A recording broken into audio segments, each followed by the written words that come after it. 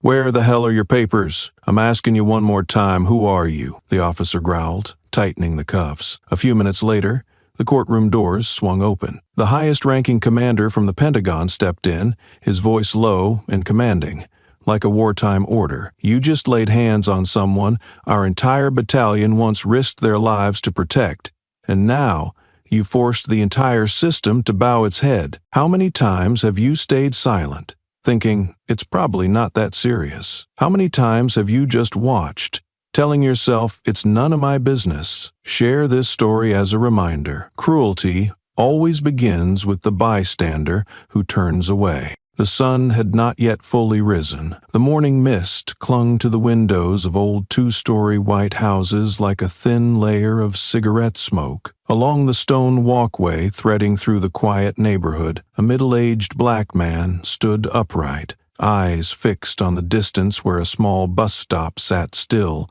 like a block of rotting wood under the damp air. He didn't wave for a ride or check the time. In his hand, a faded gray canvas bag was held tightly, as if it contained the only thing left untouched after years of moving. His old baseball cap was pulled low, almost to his eyebrows, hiding most of his expression, though the sharp line of his cheekbones hinted at someone not easily broken. Every movement he made carried a sense of careful calm, like someone who had been through places where rushing came at the cost of blood. The road remained empty. Aside from a few people walking their dogs and the sound of a car door locking from a nearby garage, no one paid him any attention. That changed when a patrol car slowly rolled past. Inside were two young white officers, one blond with a smirk etched into his face, the other tall and stiff, as if fresh out of the academy. They exchanged a glance, didn't turn on their lights, then suddenly swung the car around toward the bus stop. The engine revved louder than usual, as if to signal the start of a game. The car door flung open. Both officers stepped out with a swagger that was far too relaxed for the moment. The blond one spoke first, his mouth forming words with the casual rhythm of someone used to wielding authority as habit. He approached, leaning slightly as if trying to peek into the man's bag. "What are you doing here?" his voice rang out, light but with an echo that came from practice. "Got any papers? Or just waiting for a signal from your crew?" For a second, the air fell silent. The man lifted his chin slightly, acknowledging the question as his own. He showed no fear, but neither did he feign defiance. His face seemed to say he was staring at a pattern played out too many times to be interesting, and this time he had no intention of joining the performance. The second officer, still near the vehicle, spoke next, his tone colder, more direct. "I asked for your ID, you hear me? You've been standing here all morning and no one knows who you are." The man slowly lowered his canvas bag, without urgency. He unzipped it carefully, searched for something, then handed over a worn plastic card, its corners frayed. The blond officer glanced at it, raised an eyebrow, and skimmed the word "Veteran" embossed in faded print. His gaze dropped, then lifted again, no longer mocking but tinged with frustration, as if he hadn't yet found a better excuse. "That card's old," he muttered, voice sharp. "Doesn't prove anything." "It proves I served," the man replied, speaking for the first time. His voice was low, steady, and clear, like someone who knew every word he said would be questioned. The answer held no provocation, no submission either. That was what made the air heavier. The blond officer stepped closer, close enough now to catch the faint scent of sweat from the man's faded khaki shirt. "Served who? Now you're just standing here with no reason, no schedule, no witness. And near an elementary school." He snapped his fingers and turned to his partner. "Take him in. We've got some things to clear up." The second officer didn't ask anything. He walked over, preparing to cuff him. The man didn't resist. He simply stood there, as if this had happened before, many times, but this time his eyes didn't turn away. They stayed locked on the one who had given the order. The street stayed as quiet as before, but something had begun to shift, not in the sounds, but in the stares, in the way old scars were left uncovered, and in the stance of one man who didn't need to raise his voice to make others feel like they were the ones bowing down. He didn't answer right away. He slowly unzipped the front pocket of the canvas bag. Inside was not a wallet or a phone, but a worn military ID card. Edges frayed, surface scratched, nearly black. He held it out without meeting their eyes. Head slightly bowed, his voice low enough to be heard, but with no intention of explaining further. "I'm going to court." Just 5 words, short as chambered rounds. The sentence didn't heighten tension or ease the moment.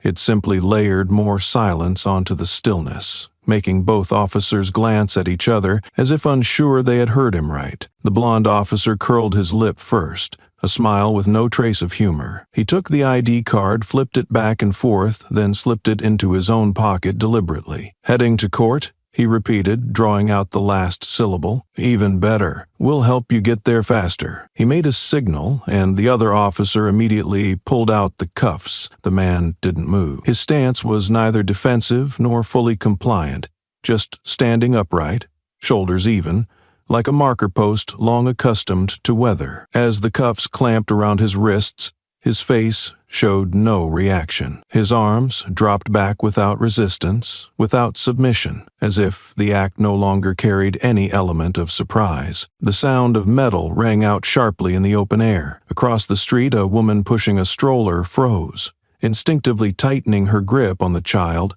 though her eyes refused to meet the scene. An old man walking his dog picked up his pace in the opposite direction, glancing once before quickly looking away, as if he had witnessed something he was not meant to see. The blonde officer lowered his voice, but kept it loud enough for those nearby to hear.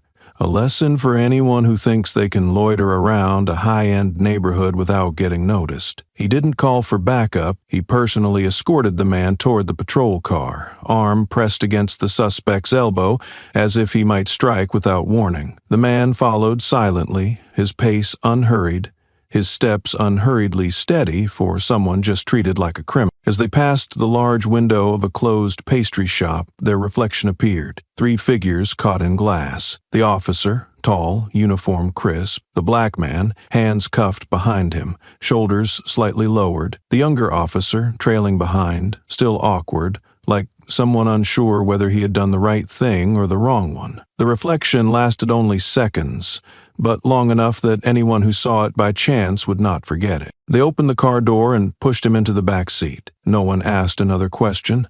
No one checked his reason for being in the neighborhood. It seemed to them that just taking him away was proof enough of their control over the situation. But none of them knew that just a few steps after the words, "I'm heading to court," things would begin to move far beyond their control. The engine started, a soft whoop of the siren followed, not out of urgency but like a backhand across the face of every passerby, part warning, part show of force. But inside that car, the one person who needed no reminder at all was the man in cuffs. And with his posture straight, eyes fixed beyond the tinted glass, something about him made it clear. The vehicle might be headed in the right direction, but it was moving straight into a mistake. The patrol car stopped at the side entrance of the district station where unclear cases quietly slipped through without ever being recorded. The black man was taken inside without a word. He walked between the 2 officers like someone returning to a place where old footprints still lingered, though this time he wasn't on duty. The report was typed quickly. The young clerk kept his eyes on the screen,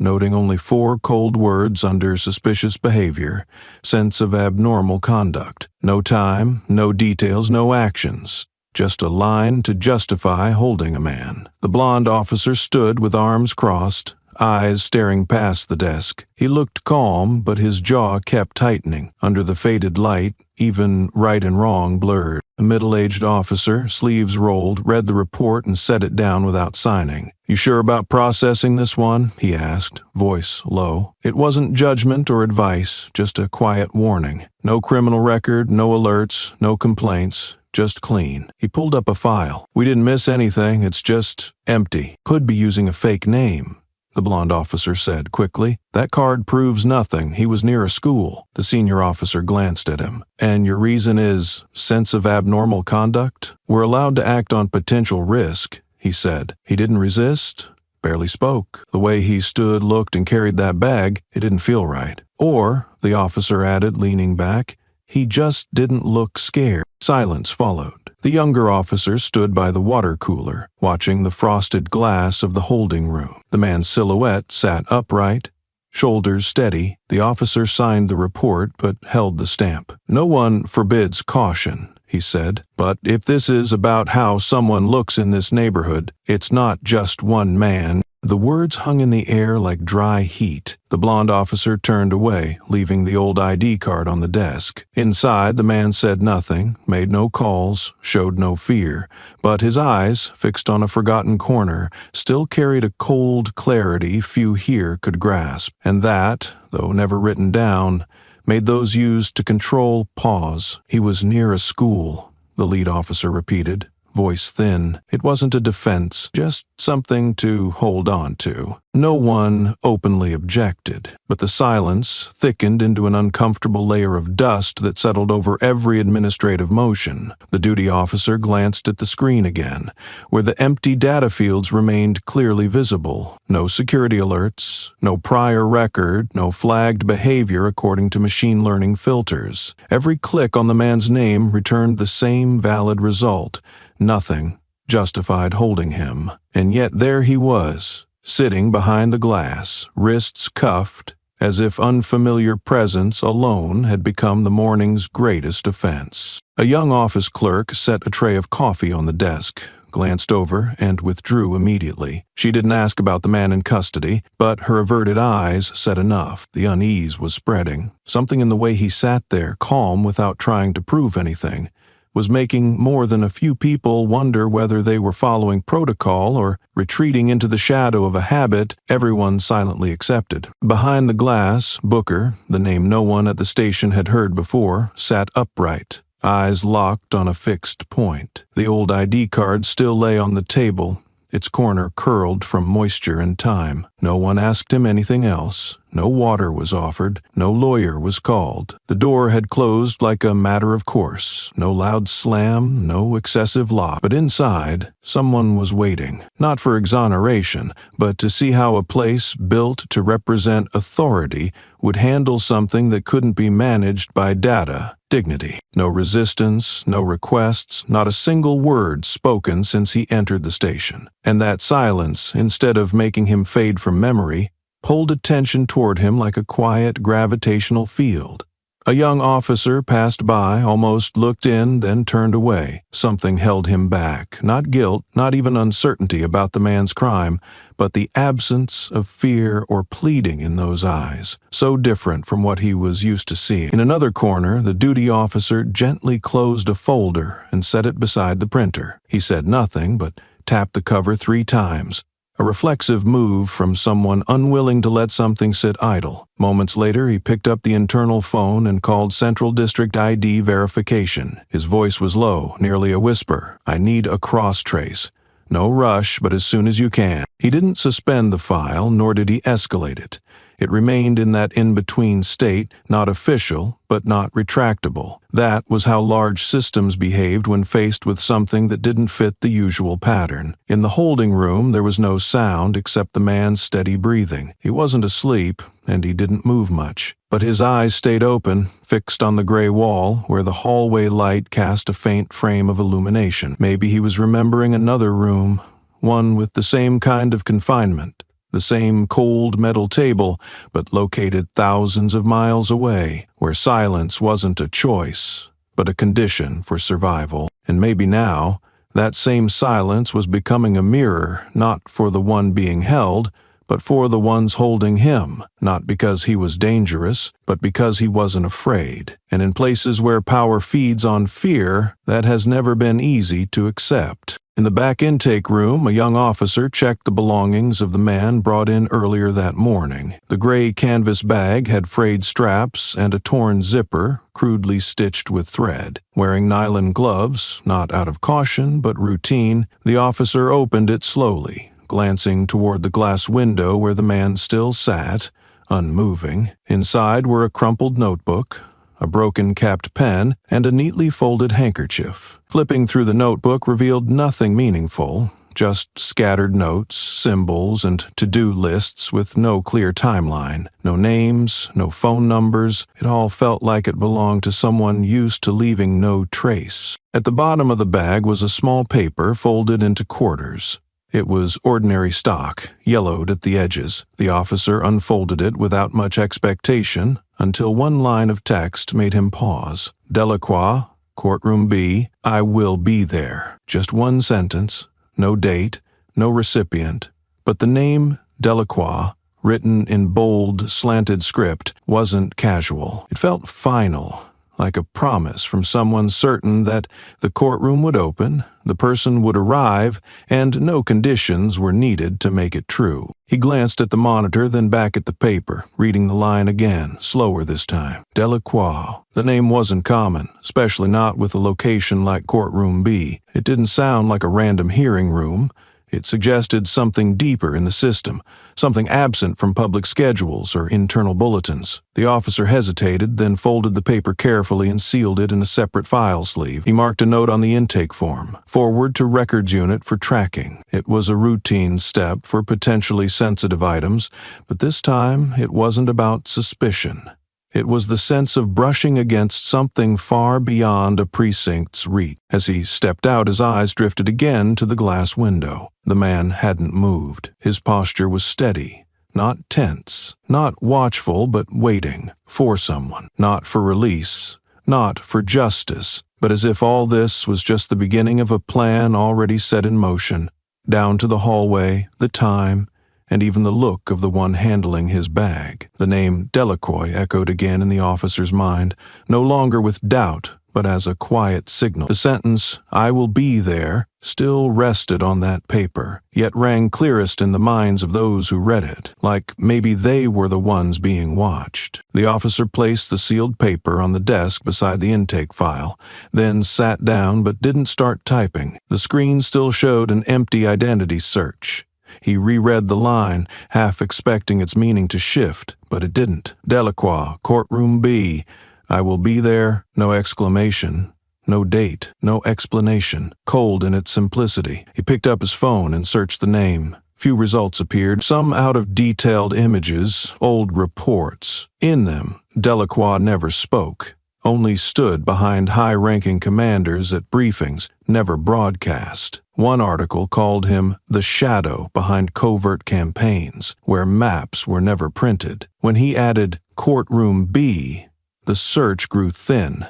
But he knew one thing: when those two names appeared together, this was no longer a local matter. He mumbled, as if even he didn't quite believe what he was about to say. Delacroix, as in the news. The words slipped into the air without response, yet they made him straighten up, as if he'd just named something that wasn't meant to be spoken aloud.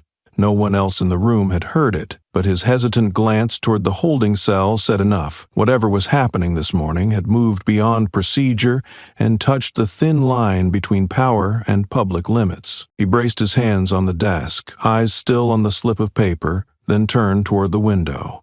In the narrow hallway ahead, the black man still sat there, back straight, hands cuffed behind him. But the imbalance was becoming more visible by the minute. One man in custody, and an entire police station gauging its own reactions. He had seen plenty of detainees before. Some shouted, others begged. A few stayed quiet, but couldn't hide panic in their eyes. But never had anyone made him feel like he was the one being watched in return, the way this man simply sat and let everything else reveal itself. No resistance, no questions, no need to be understood. Back at the screen, he typed a few lines summarizing the contents of the note into the case file without naming the recipient, without mentioning Delacroix. He entered a single tag instead, file marked for elevated oversight, a code he had never once used since joining the force. That was how the system remembered things that had to be handled out of public sight. Before standing, he looked back once more. The note still lay there. The name Delacroix didn't glow, didn't carry a medal, didn't come with an order, but it did what dozens of internal alerts never had. It made a young man in uniform slow his breathing, double-check each step, and understand that sometimes a handwritten promise was enough to make the familiar order question where it stood in the story, and he chose not to file a formal report. Not to hide anything, but because he knew the ones who needed to know already did. The ones who needed to arrive would. As for him, this morning he had only been handed a small role, the one who opened the first signal to quietly show that this wasn't an arrest. It was the moment the system had come face to face with a silence it could not control. On the second floor of the station, in an unnamed data room, the glow from a monitor was the only thing cutting through the thick air. The officer handling identity records typed with the speed of habit, not attention. He processed hundreds of names a month, from drifters to corporate complaints. But this morning, entering the details of the man brought in from the northern neighborhood, his fingers slowed without him noticing. The letters appeared. Surname, given name, birth year, address from the report, and the worn ID number found in the man's bag. He ran the search. The wheel spun for a few seconds before returning the usual no data line, except this time every field came back blank. Not even a parking ticket, a missed credit payment, or any trace from a system every American resident touches within 6 months. Defense, civil security, and federal health. Every network returned nothing. No outage, no system failure, just nothing. He sat up, checked each digit, retyped everything, switched formats, ran cross-indexed searches with backup intel data. Still blank. He launched the layered trace interface, used for false identities or encrypted profiles, but the result was just a clean frame with the message, "No matching records. Identity key has no previous registry." He'd seen that line before, usually when probing deep agency cases or foreign nationals off the grid. He tapped the pen on the desk. Only the hum of the servers and the fan broke the silence. No hospital logs, no immunization records, no rental files. It was like the man had never lived anywhere, never used a bank, never had a doctor. What bothered him wasn't the lack of data, it was how perfect the absence was. Real people leave messes, misspelled names, outdated addresses, incomplete transfers. Here, there were no loose ends. He pulled up the initial file again, clicked Exception Verification. A prompt asked for a reason. He typed, "No data found across all strata. Possible federal anonymity or restricted clearance," then paused and added, "Recommend continued detainment, pending higher directive." Sent. Before leaving, he stared at the screen once more, as if a late reply might come. But only that quiet blue field stayed, flat and silent like the system's way of saying no. He stepped out without reporting to anyone. One question lingered in his mind. Who lives in this country for nearly half a century without leaving even a scratch on a public record? And if he really exists beyond all systems, how long can this place even claim the authority to hold him? In the break room at the end of the hallway, usually reserved for night shift officers or admin staff stopping in before heading out, a few people stood in small clusters, coffee cups in hand, voices lowered to a near whisper. No one openly discussed the morning's incident, but the furtive glances toward the newly updated notice board, where the man's name appeared in a brief holding report, said enough about the invisible weight settling over the building. A salt and pepper-haired man, a specialist in physical evidence handling, stepped out of the archive room and leaned quietly against the doorframe. He didn't join the conversation, but when a younger officer mentioned finding nothing in the system, he gave a faint chuckle, almost muttering to himself, "The ones with nothing to trace, they're the ones to watch." It didn't sound like fear or warning, just a conclusion drawn from decades of experience, from handling every type of suspect, fugitives, government aliases, memory loss cases erasing their own past. But this man showed no signs of hiding. Everything fit too smoothly, too quietly, just enough to unsettle anyone used to working with data, as if every piece of his identity had been swept clean from every system layer, leaving no hooks to follow. While rumors crept quietly through the halls, Booker still sat at the end of the corridor in the holding room. The metal chair had no backrest. The desk in front of him held nothing but a blank intake folder and a pen without ink, left over from the last shift. His cuffed wrists rested gently on his thighs, not limp, not strained. His posture was near perfect, not in submission, but in the way someone holds their body when they're used to being ready. Fluorescent light cut across one side of his face, catching the edge of his jaw, chin angled toward the bare gray wall in front of him. No memos, no patrol schedule, no agency insignia. A crack near the baseboard showed signs of long-term moisture damage, but Booker didn't seem to notice. He looked at it like he was reading something no one else could see. No darting glances, no drifting focus. That gaze wasn't sharp like a threat, nor vacant like confusion. It pointed somewhere far off, not in space, but in memory. The security officer walked past the hallway window, eyes catching the moment Booker tilted his head slightly, shifting his gaze from that fixed point to a lower angle. The movement meant nothing by itself, yet it made the officer pause 2 seconds longer than usual before walking on. The door to the room remained closed, not double-locked. No one stood direct watch, but no one came closer than necessary either. Everyone on shift understood this wasn't a case to handle like any other, not because they were ordered, but because the silence itself had created a boundary, one that made seasoned professionals tread more carefully. Inside the holding room, Booker remained still, but the space around him seemed to recede, making room for a strange tension no one in the building could quite name, a presence that didn't demand acknowledgement, yet made the entire system pause and examine its own reason for being. That feeling seeped into every room, every step, every half-spoken exchange, turning an ordinary morning into something quietly beginning to shift. Not because anyone raised their voice, but because, without planning, everyone had started to listen. The next morning, the Central District Courthouse grew crowded early. Reporters gathered in small groups near the main steps, mostly waiting for a high-profile financial trial involving a chain of investment funds under fraud investigation. The defendants' names had made headlines all week, and photos of lawyers stepping out of a black SUV were already part of the media routine. Barricades had gone up the day before, and security staff in suits with earpieces controlled each entrance. Inside, courtrooms were lit, chairs cleaned, and files stacked in order. A group of officers escorted detainees through a side passage, avoiding the press. They moved in formation, quiet, exchanging only brief radio messages. Among them was one man not listed on the original docket. He entered last, not in prison uniform, but still wearing yesterday's light shirt and plain trousers. His eyes met no one's. Though cuffed, his stride was steady. One of the officers noticed but said nothing. The main hallway on the 3rd floor led to courtroom 2, where the financial case would be heard. The black stone corridor lined with built-in wooden benches held those summoned, dressed formally, speaking in short phrases while avoiding eye contact. Court technicians checked sound systems, recording equipment, and remote cameras. Everything followed protocol for a trial under media watch. Booker walked that hallway unnoticed. No one knew his name.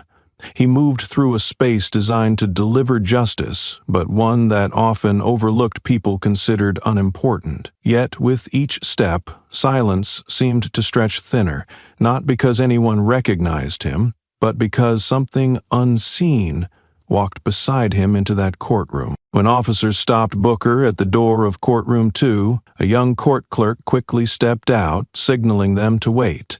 He whispered to the senior security officer, who checked his phone. Seconds later, the wooden door opened, off schedule. The officer nodded and Booker was led inside, past the gallery to the detainee's bench.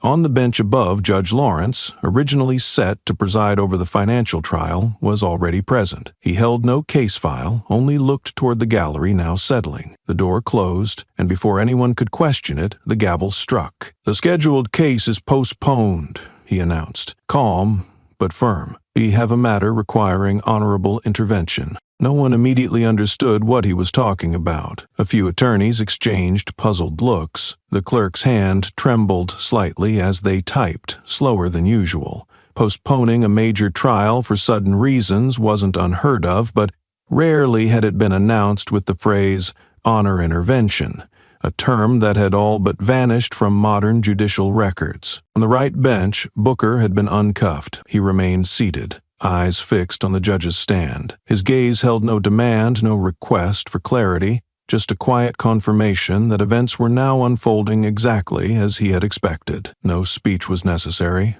no explanation required, just presence, as he had once written. And now the trial had shifted, not by public schedule, but by the pace of someone the system thought it had forgotten, yet was now being forced to yield to. Seated in the gallery reserved for law enforcement, the blond officer sat upright, arms crossed as he typically did during internal briefings.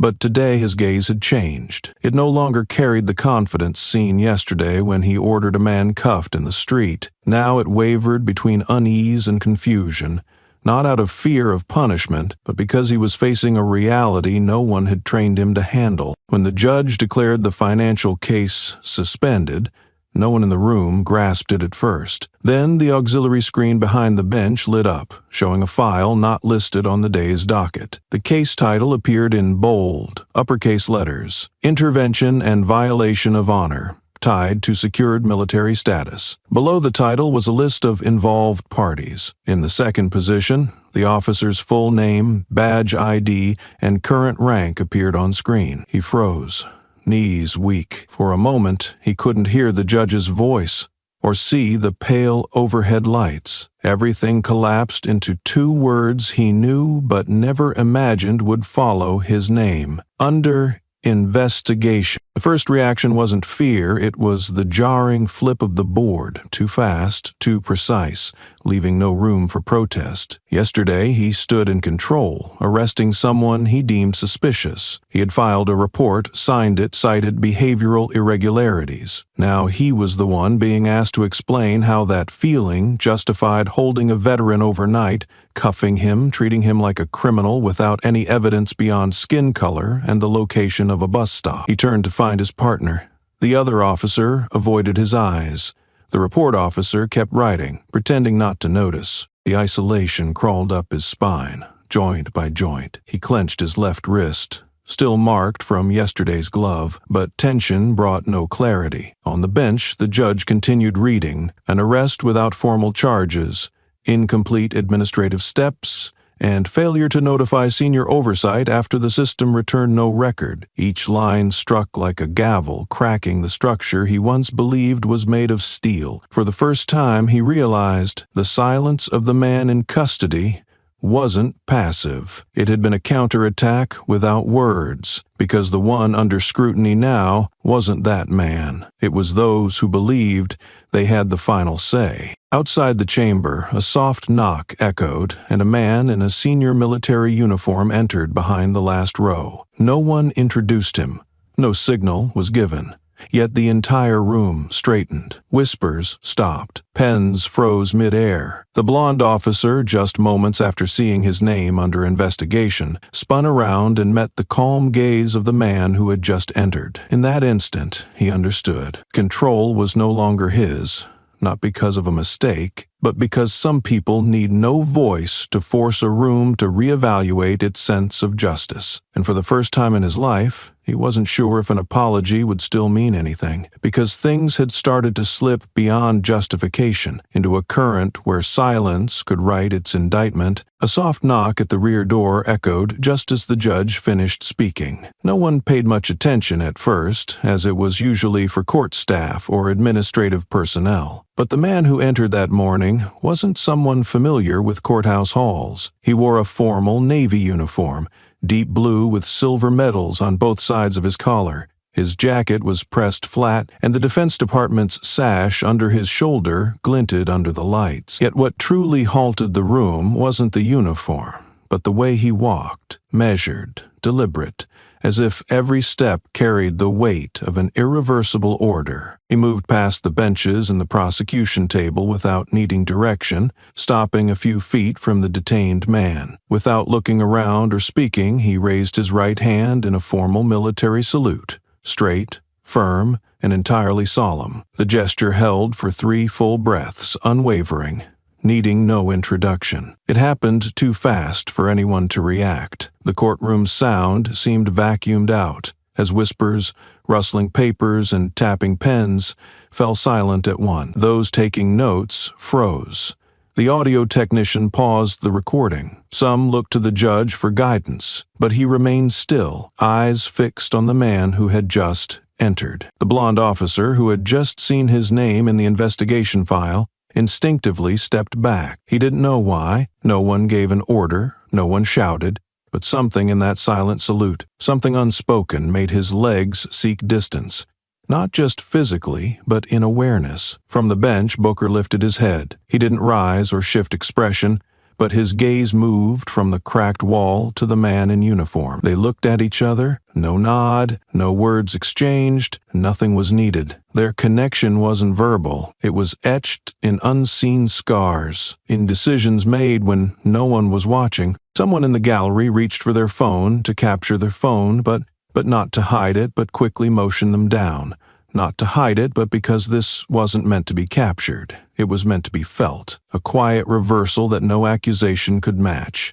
Like that single salute in open court. The man in uniform lowered his hand, stepped back, and turned to the judge. Still no formal introduction, but from Judge Lawrence's expression, it was clear this man wasn't an ordinary witness, and the salute wasn't mere protocol. It was a declaration that the cuffed man, the one the system failed to identify, was someone whose worth exceeded the reach of a local precinct. Someone worth a public salute from a four-star general. The atmosphere in the courtroom shifted, not from sound, but from the realization that they were witnessing something not found in any procedure manual. And in the center of that moment, Booker remained still. His eyes didn't ask to be heard, because what he once stood for had just been acknowledged, without a single word of defense. Every eye in the courtroom turned toward the man who had just lowered his hand after the salute. The silence that came before had built just enough tension for any words spoken after to carry weight, and he knew that. Without haste, without hesitation, he stepped forward to the microphone beside the judge's bench,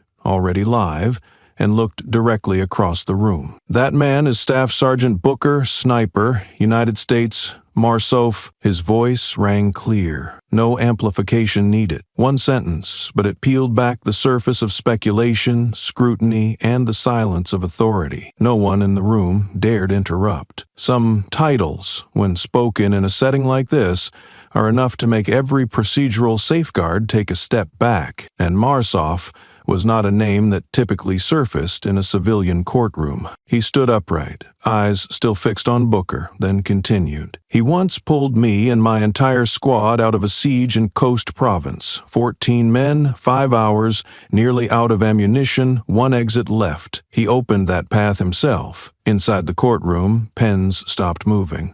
A young lawyer dropped a stack of documents and didn't bend to retrieve them. A court clerk leaned forward, as if doubting what had just been said. Marsof stood for Marine Special Operations Forces, an elite unit under the U.S. Marine Corps, operating at the highest levels of classified command and rarely listed in any administrative record. Having a member of that force appear before a civilian court was unprecedented. Judge Lawrence tilted forward slightly, his expression still composed, but his brows now slowly tightening. The presence of General Delacroix, along with that statement, forced even his prior certainties to the side. He nodded, allowing him to proceed. "After that mission, I recommended Booker for promotion, but his record was never properly archived.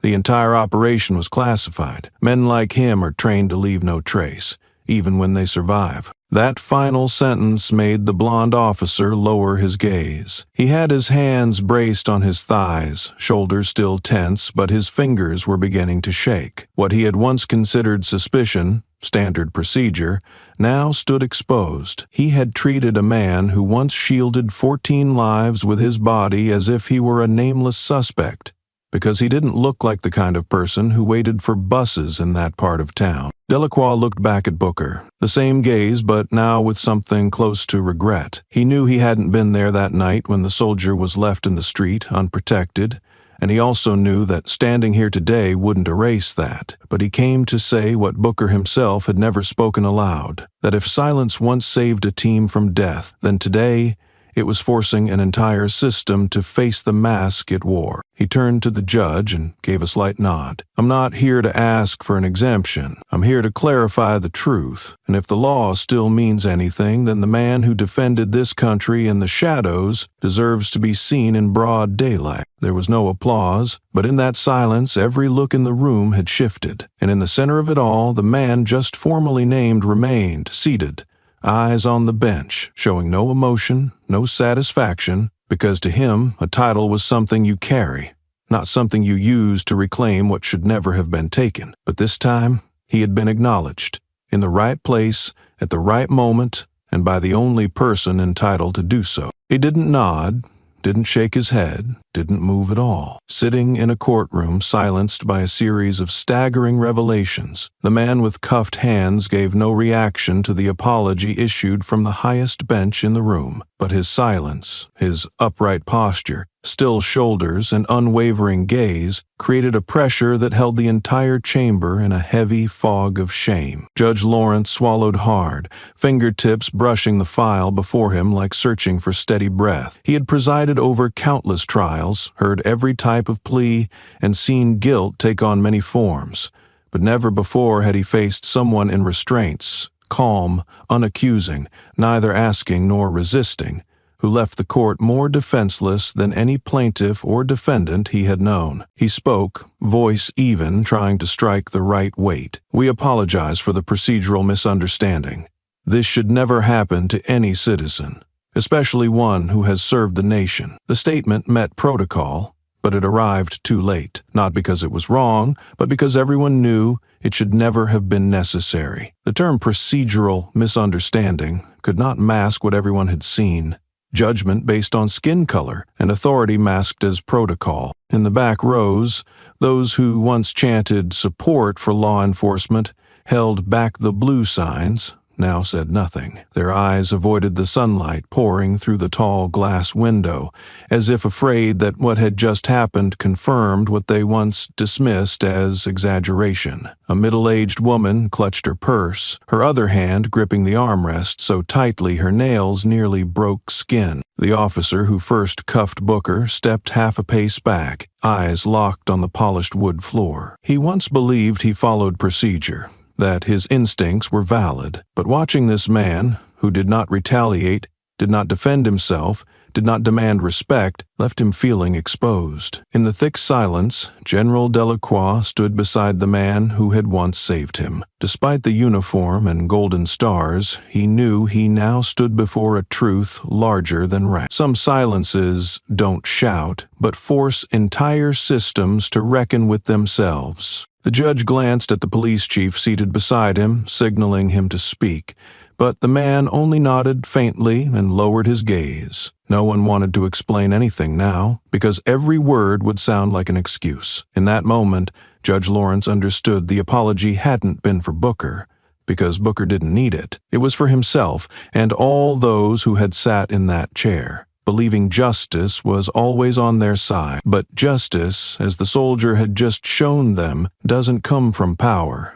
It comes from how one holds on to dignity when everything else has been stripped away. Finally, the judge lowered his eyes and said softly, "The court will recess to review the full procedure and all information related to this case." Inside the silent room, only Booker remained motionless, his gaze steady as if he knew, sometimes, silence is the only voice a man who's been through war still carries, forcing an entire society to ask itself what made them believe they had the right to judge someone based on a single look. Delacroix didn't wait for the session to formally recess. His voice cut through the stalled air, sharp enough to pull every gaze back to him. "This is not a misunderstanding," he said, eyes fixed on the bench. "It's reflex. And that's what needs to be judged today." Judge Lawrence paused, then slowly set his pen down. He didn't object, but clearly reflex had no place in legal frameworks. Couldn't be measured by administrative metrics. It was a word balanced between humanity and prejudice, and when spoken by a man who once commanded over 1,000 troops, it carried weight beyond argument. A ripple of whispers spread through the gallery. but no one laughed. Because the look in Delacroix's eyes when he said it wasn't accusatory, it demanded self-reflection. He wasn't asking for sympathy or orchestrating drama to defend the soldier. He was drawing a line between the legal system and the unconscious reactions society had grown too used to, judging by skin color, predicting behavior by appearance, and asserting power before understanding people. "I've seen that look before," Delacroix went on, his voice slower now. "When a fresh recruit accidentally aimed a rifle at an unarmed child. He didn't mean to. He acted on what had been imprinted in his head by a string of images, and by the time he realized the mistake, it was already too late." The room held still. No name was given, but everyone knew. He was speaking of death, not by weapon, but by bias. We call these things errors, misjudgments. But if it's always the same kind of person, the same kind of act, repeating over the years, it's no longer an accident. It's a reflex, and reflexes can be retrained or passed on. The judge leaned back, hands clasped. He had handled charges big and small, sentenced some to death and acquitted others, but never had he heard a charge not directed at a person, but at the entire foundation of a system's perception. Delacroix turned to the law enforcement section, where the officer who had cuffed Booker was still standing, shoulders locked as if pinned by an unseen weight. "Do you remember what you said when you stopped him in the street?" Delacroix asked, not expecting a reply. "You didn't ask his name. You didn't ask if he needed help. The first thing out of your mouth was, 'God ID?' That simple question, once standard procedure, now echoed like a verdict, not because of the words, but because of the context. It was that context that served as a sentence with no jury required. Booker remained still, his gaze unchanged, but the air around him had shifted. He was not a victim, not someone needing rescue. He was a mirror, and everyone in the room was being forced to look. Delacroix drew in a breath, then lowered his voice. "I'm not asking for forgiveness. I don't need commendation.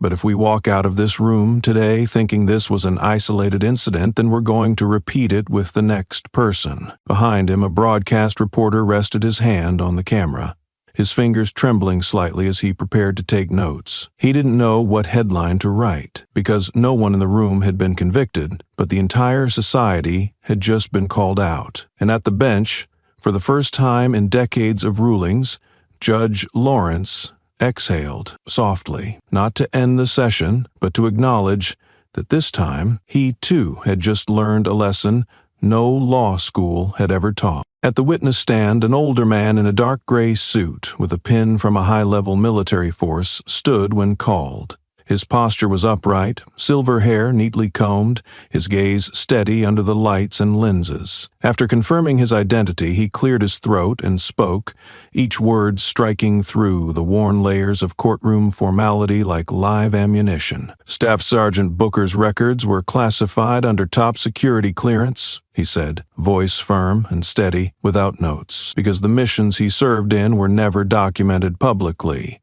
and their nature prevented storage in civilian systems. But that does not mean he did not exist. Some in the courtroom exchanged glances, unsettled by the word "did not exist." A man once absent from every record now stood confirmed by a former military commander with rare public respect. Judge Lawrence lowered his head to take notes, but the pen paused mid-stroke, as if even he needed time to absorb what had just been said. "I once led a joint forces unit in East Africa," the man continued, eyes on the cuffed figure. "And on a night we were surrounded from four sides, Booker was the only one willing to cross hostile ground to locate our reinforcements. No maps, no satellite feed, just instinct and resolve, from someone who knew survival wasn't measured by time, but by how one keeps promises to their team." No one interrupted. On the police side, a few officers looked down, not because they were told to, but because they now felt they'd stood on the wrong side of history. Just yesterday, they believed they were right. The testimony carried no bitterness, no plea for sympathy. It was true, and in each truth was a crack forming in the polished shell of authority. "We understood his worth," the man said, lifting his hand slightly, as if sketching a memory still vivid, "not from scores, not from medals, but from how he made people stop thinking about their own lives and start thinking of each other. Delacroix gave a faint nod, affirming the words of his former comrade. Booker remained still, but now his gaze held not just strength, but a silent gratitude expressed not in words, but in the posture he had never once broken since entering the courtroom. The old man clasped his hands behind his back and finished, "If a man like that, who gave nearly everything to defend his country, can be treated as a threat just for standing on a street corner at dawn, then it's not Booker who needs to be investigated, it's the system." That sentence ended his testimony, but opened a door that could not be closed. Judge Lawrence remained seated, pen still resting. No one in the room spoke. But change had already begun, not through emotion, but through eyes that now saw Booker as someone to learn from, not watch over. And in that brief moment, inside a courtroom built on authority, there was a soldier's silence and the voice of one who once followed him that stirred the entire room awake. As silence draped over the court, the clerk reached for a small brown envelope from a sealed file. The letter was not typed, not printed in cold official language. The handwriting was clear, deliberate, and slightly shaky, as if the writer had weighed each line before letting it fall onto paper. The clerk looked to the judge for permission, then read aloud, each word sinking deeply into those present. "He doesn't need to be remembered, but we need to remember how we once made him disappear." The air fell still, like smoke fading through the rafters. No one moved. The words were plain, yet piercing, like someone peeling back the tired layers of a system, letting in a light that, however faint, still found a way through. Him once defended this country in places no one dared to go, carried out missions that even I, as commanding officer, could neither disclose nor justify. When he came back, he didn't ask for medals, didn't demand thanks. He only asked to live as an ordinary citizen. The clerk's voice dropped at the final word, pausing for a short breath. At the back of the room, a middle-aged woman placed her hand gently over her chest, not from emotion, but as a reflex, a shield. The judge leaned forward, his eyes no longer fixed on documents, but locked on the man sitting calmly in handcuffs. The next line struck not as a plea, but as an accusation aimed at those still in uniform. "We didn't erase his name on purpose, but silence, assumptions, and a system of indifferent procedures turned someone who once stood as a marker of survival into a perceived threat." Everyone seemed to brace for a final verdict, but the last line didn't stir anger or blame. It was only an admission, and for that reason, even harder to deny. If there's anything to be corrected today, it's how we see a person, not through a file, but through the scars they carry on behalf of those who never came back. As the clerk folded the letter and placed it on the bench, the stillness in the courtroom held like the pause before a verdict. But unlike those early moments when silence came from confusion, this stillness carried the weight of understanding. Something had shifted off its old axis. The officer seated in the front row began to lower his head. No one told him to. Sweat slid from his temple down his neck, soaking into his collar like a quiet warning. No one looked at him with excuses. Those who once shared his rank now turned away in silence, not to disown him, but because they too had realized they'd stayed silent for too long. When people no longer know what to say, it's no longer a personal failure. It's the clearest sign of a culture built on hardened self-defense. Delacroix remained upright, needing no further emphasis. Booker, hands cuffed, stayed still, eyes locked on the place that once symbolized justice. But this time, his presence was no longer a mystery. He had been seen in handwritten words, in the testimony of a former commander, and in the first glance that dared to look in the right direction. At that moment, no one in the room spoke, but what needed to be heard had already been said. And that voice, from a soldier long erased from official systems, was the one that finally made the entire system listen to itself. Under the pale white lights of the courtroom, the tension from earlier testimonies still hung in the air. A woman in the gallery slowly stood. She wore a light blouse, hair tied back neatly.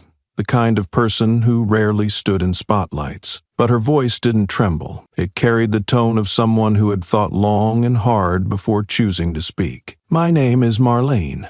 I work at the post office near the main square," she said, eyes fixed on the witness stand. "A few months ago, on my way to the bus stop, I passed a pizza shop and noticed something strange." The clerk began typing. Attention shifted to her. There was a tall black man wearing an old coat and a knit cap. He didn't do anything, just stood there looking at the menu. But minutes later, 2 police officers came in. They didn't ask much.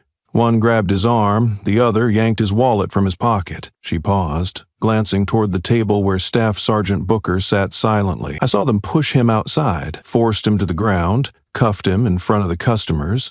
People watched. No one recorded it. No one said anything. Neither did I." Her words fell into the space, still clinging to the belief that justice always follows procedure.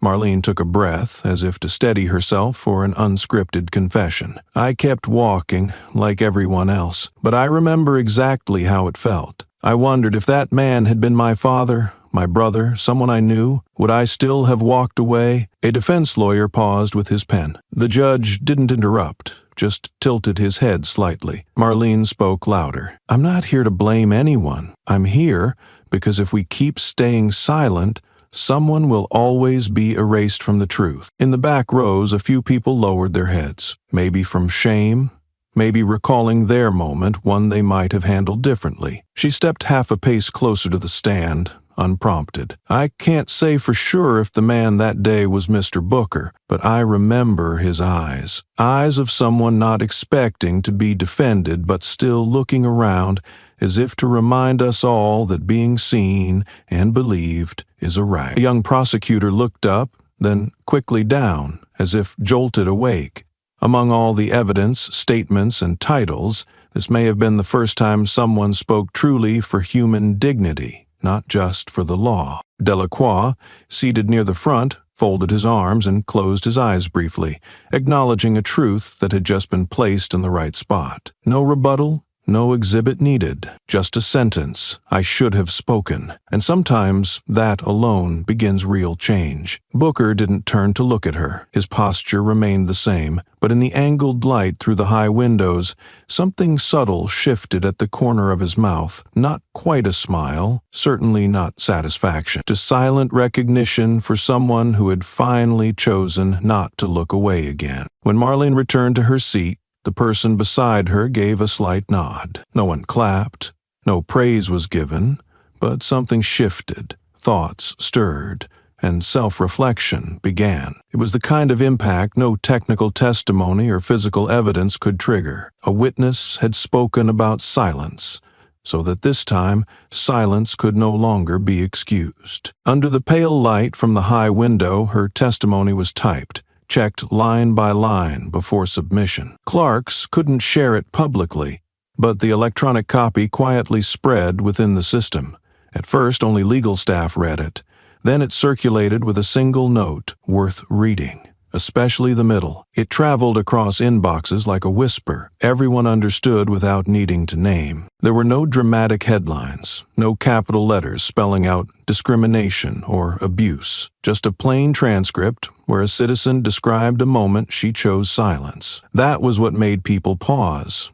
Not emotion, but recognition. It didn't accuse, didn't instruct. It simply held up a mirror. In another state, a veteran officer read the line, "I can't be sure it was Booker, but I remember the eyes," and printed it. He placed it on his desk. When a recruit reported in, he just pointed, "Read it, then sign." The recruit, expecting dry doctrine, read the story and quietly signed, no pressure, just a sense of having seen himself in it. At a suburban police academy, a young instructor handed it out without slides or scenarios. A cadet asked if it was official. She said, "It doesn't have to be. It just has to be true." The discussion was quiet. When class ended, no one got up right away, and in rooms where rules ruled everything, that transcript, soft and unforced, became something else entirely. Not a symbol, but a quiet check-in with one's conscience. Not law, not policy, but a reminder that silence, too, is a choice, and every choice leaves a mark.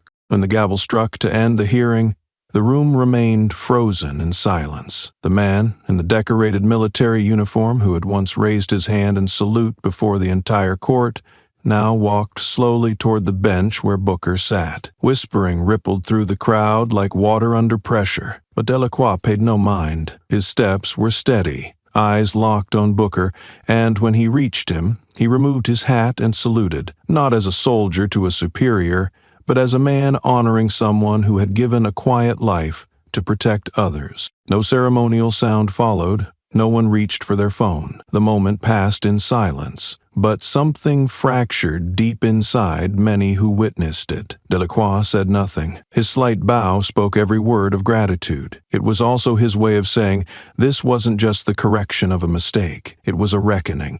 A system forced to look directly at the darkness it once tried to cover. Booker remained silent, but this time he looked away from the wall and toward Delacroix, nodding, not to return the gesture, but to confirm it. No more explanations were needed. What had to be protected was safe. What had to be revealed now stood in full light. The jurors stood from their seats, some slower than others. A few wiped their eyes, others sat motionless, feeling they had just witnessed something greater than all their legal training. One juror, a university professor, whispered, "What shook me wasn't his past.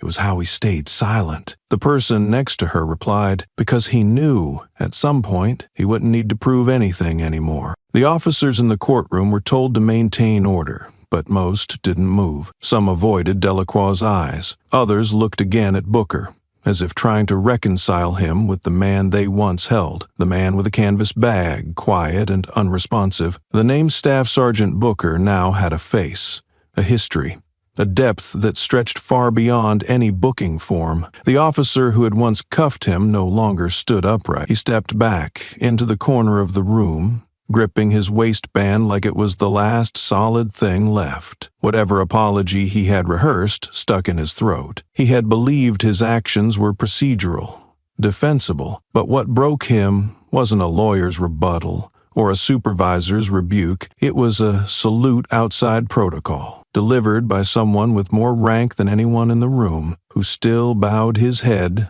to a man once labeled nothing to verify. In the hallway outside, no cameras waited, but many passing by turned to watch the two men, one in uniform, one still cuffed. No one spoke, no one blocked their path. It was as if something invisible opened in the crowd, and all felt it should not be disturbed. And then they walked out of the courthouse with no applause, no headlines. But something had shifted. It was not about reputation, not about victory. It was about awareness that sometimes the strongest thing is not in what someone says, but in who chooses to lower their head before whom. And in that silence, what remained was not a verdict, but a promise that there would be fewer times someone is misjudged simply for standing in the wrong place. Under the cold, dim light of the courthouse hallway, where footsteps and doors faded into silence, Booker tilted his head slightly, his eyes shifting away from Delacroix's face before dropping gently. No one noticed rejection, nor did anyone sense contempt, but those who had served long in the military understood. It was a gesture outside any formal protocol, and it didn't need to be one. It was not a nod of gratitude, nor denial, but a quiet recognition that respect only matters when directed at the right place. Delacroix remained still, his eyes fixed on Booker. A long pause followed, not out of awkwardness, but as if both men were giving the past a moment to pass through for the last time. Then he spoke, slow and loud enough for the room to hear. "We don't need medals. We need to walk without being stopped." The air tightened. No one moved. The words weren't only for Booker. They were a quiet but undeniable indictment of every system that maintains control through suspicion. A court clerk dropped a pen, the sound slicing through the silence like a blade. But no one turned. Every eye stayed on the man who had just spoken. With 4 stars and decades of command, Delacroix didn't need to say anything more to quiet the room. But he chose to, and said what should have been said long before Booker was handcuffed, before people believed procedural instinct could excuse everything. The judge said nothing, no one from the bench added a word. The session ended, but no one left immediately, as if everyone needed a pause, not just to process with logic, but with feeling, a sense that they had just witnessed a shift, not in law, but in how people might look at one another again. From the gallery, a woman stood and placed her hand over her chest, not from emotion, but to hold something back. She didn't know Booker, had never heard his name until today, but the way he stayed quiet, the way he walked through every stair without speaking, reminded her of her father, a soldier who had returned in silence and never spoke of what he did. For the first time, she understood why. Booker's cuffs were removed, but he did not rush out. He stood tall, shoulders even, eyes steady, not scanning the room, but turning with deliberate steps. Each step said one thing: not everyone detained needs to be rescued.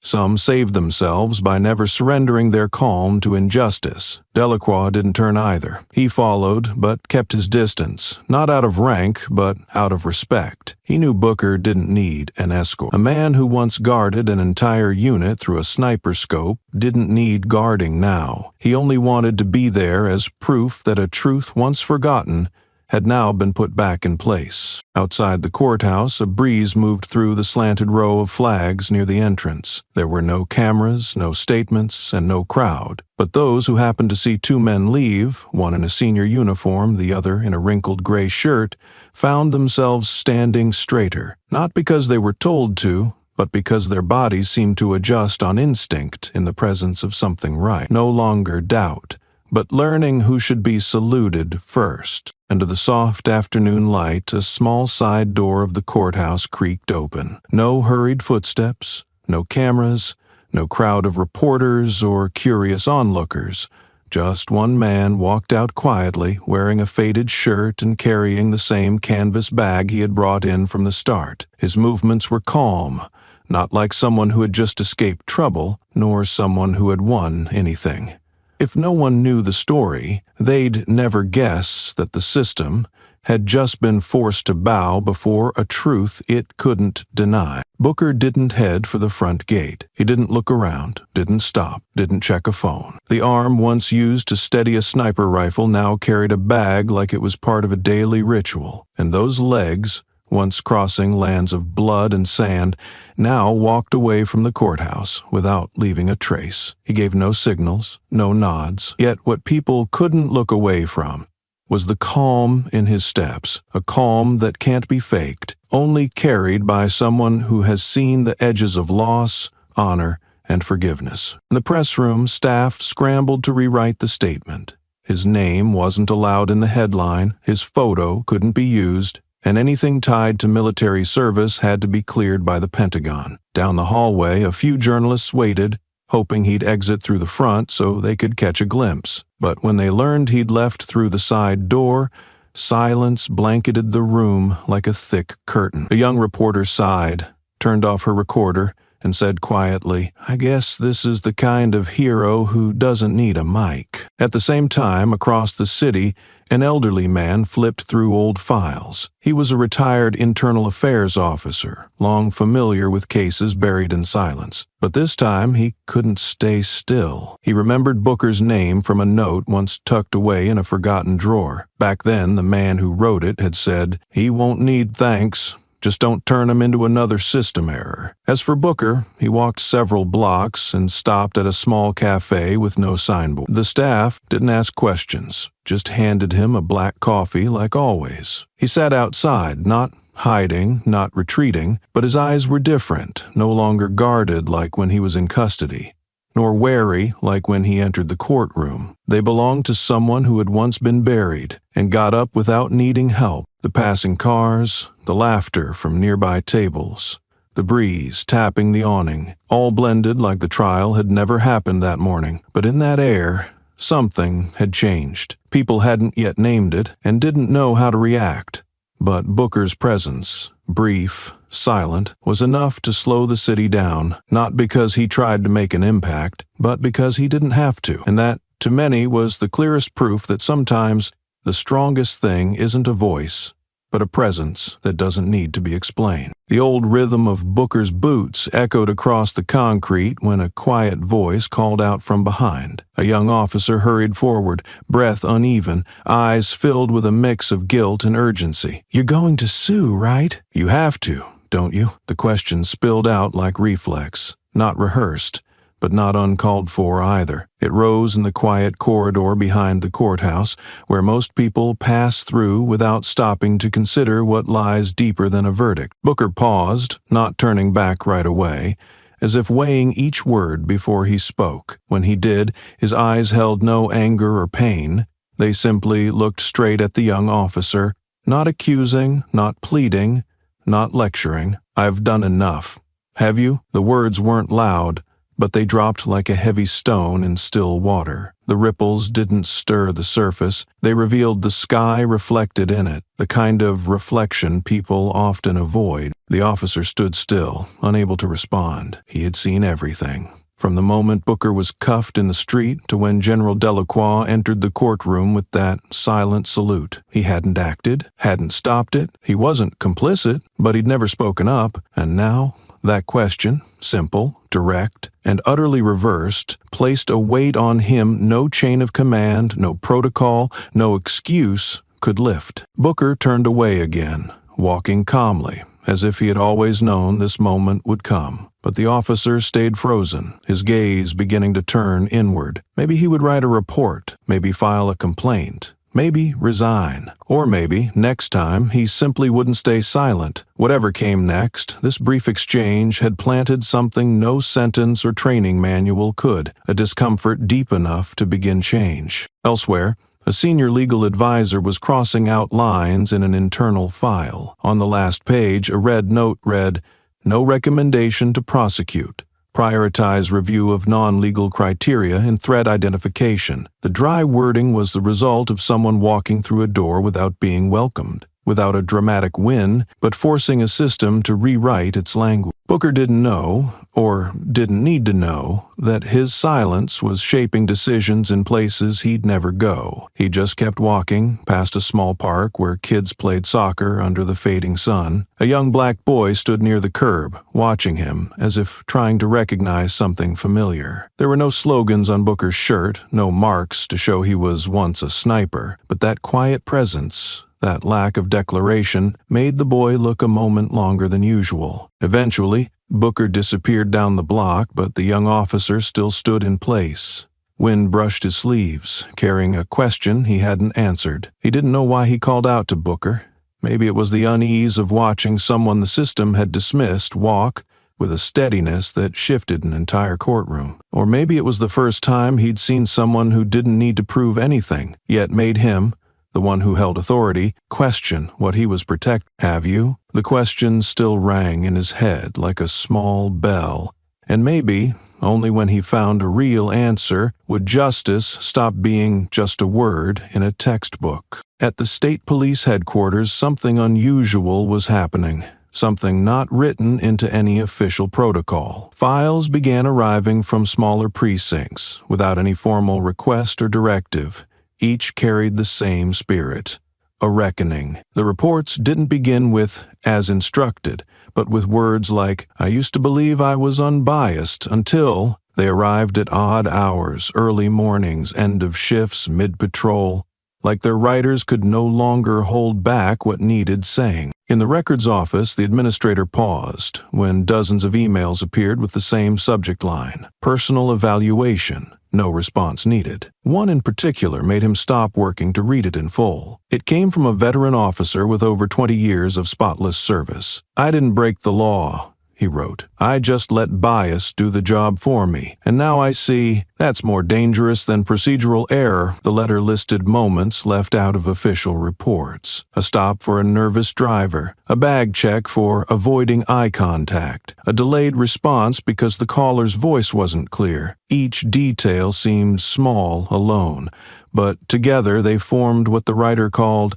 a familiar path of avoiding personal accountability. At a police academy, a young instructor was using these reflections in class, not to shame, but to show future officers that justice doesn't begin with knowing the law. It begins with knowing when we're hiding behind it. A student asked, "What do we do once we realize?" The instructor answered, "Next time, ask one more question. Look a little longer. Wait one more second. That's the reflex we need to relearn." The reflections spread quietly across the system like living documents. They weren't in textbooks, nor were they quoted in annual reports, but they were printed, folded, and kept in coat pockets by those who believed training needed to be rewritten, not with statutes, but with unprompted self-reflection. In another district, a precinct chief called an urgent meeting. No one was disciplined, but he asked everyone to name a moment they judged someone not by actions, but by appearance or context. No one stayed silent.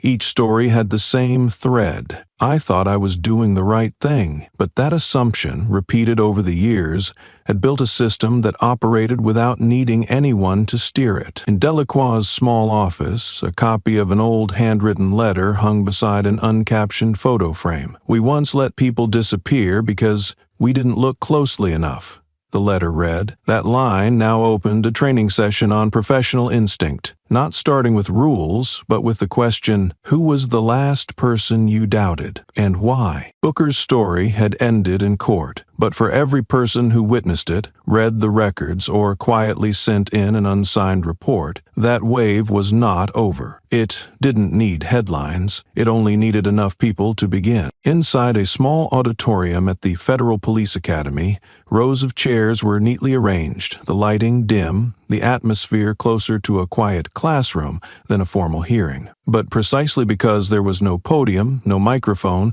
what was shared carried even more weight. It was an unofficial session where young officers were invited to speak about moments when they chose silence.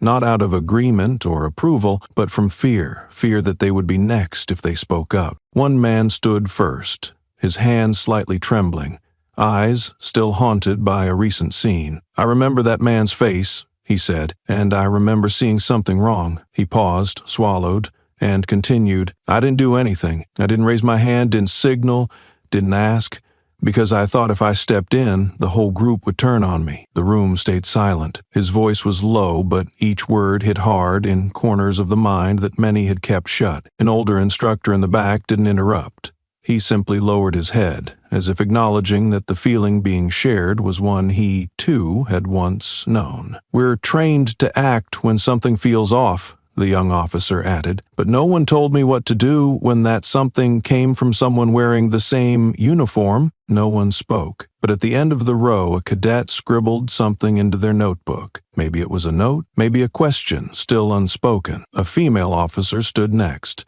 She described the feeling of standing in a moral minefield, knowing that one step toward justice could turn her into a target from within. She said, "I didn't want to be called a traitor, but now I know betrayal is leaving the innocent to be crushed." The stories kept coming, not as accusations, but as pieces of memory, never voiced. No one was asked to apologize. No one was told to fix anything. This wasn't an evaluation. It was the first time many realized that what haunted them wasn't what had gone wrong, but the silence that followed when they couldn't forget. A visiting sociology professor stood and said, "Silence doesn't create the bad, but it allows the wrong to linger long enough to feel normal." He looked around the room. When the first person tells what they failed to do, that's not weakness. That's a call for a generation that stands up before proof is required. After the session, the Academy's board decided to make this format part of every training cycle, not as a curriculum, but as a reminder. Some scars only heal when spoken aloud, and some lessons don't come from classrooms, but from staring directly at the shame that's never been named. Elsewhere on campus, a message appeared on the internal bulletin board. It was handwritten, "I stood still, but from today, I won't stand alone." No signature, no date, but everyone who read it understood. A shift was happening, not in the system, but in individuals. Because sometimes what makes a profession more humane isn't removing the wrong ones, but helping those who hesitate find the courage to stand on the right side before they're told to. In an old lecture hall at the Maryland State Law School, fluorescent lights cast down on young faces flipping through notebooks, searching for an unfamiliar question not found in textbooks. Who is Miles Booker? On the board, the name of the seminar was written in chalk by hand. No one stood to recount heroic deeds. No one began with how many lives Booker had saved or how many missions he had completed. Everyone sat in a circle like a fall philosophy class, quiet and sincere. A second-year student spoke up without introducing himself. We knew of him from an unnamed news story, but what stayed with me wasn't what he did. It was the look on his face as he left the courtroom. Calm, no resentment, not asking anyone to validate him. Pens scribbled softly on paper. Someone near the door nodded, as if confirming that what they heard wasn't an event, but a state of being that needed to be understood more deeply. Another student added, I used to think respect required something, titles, degrees, or at least a loud voice.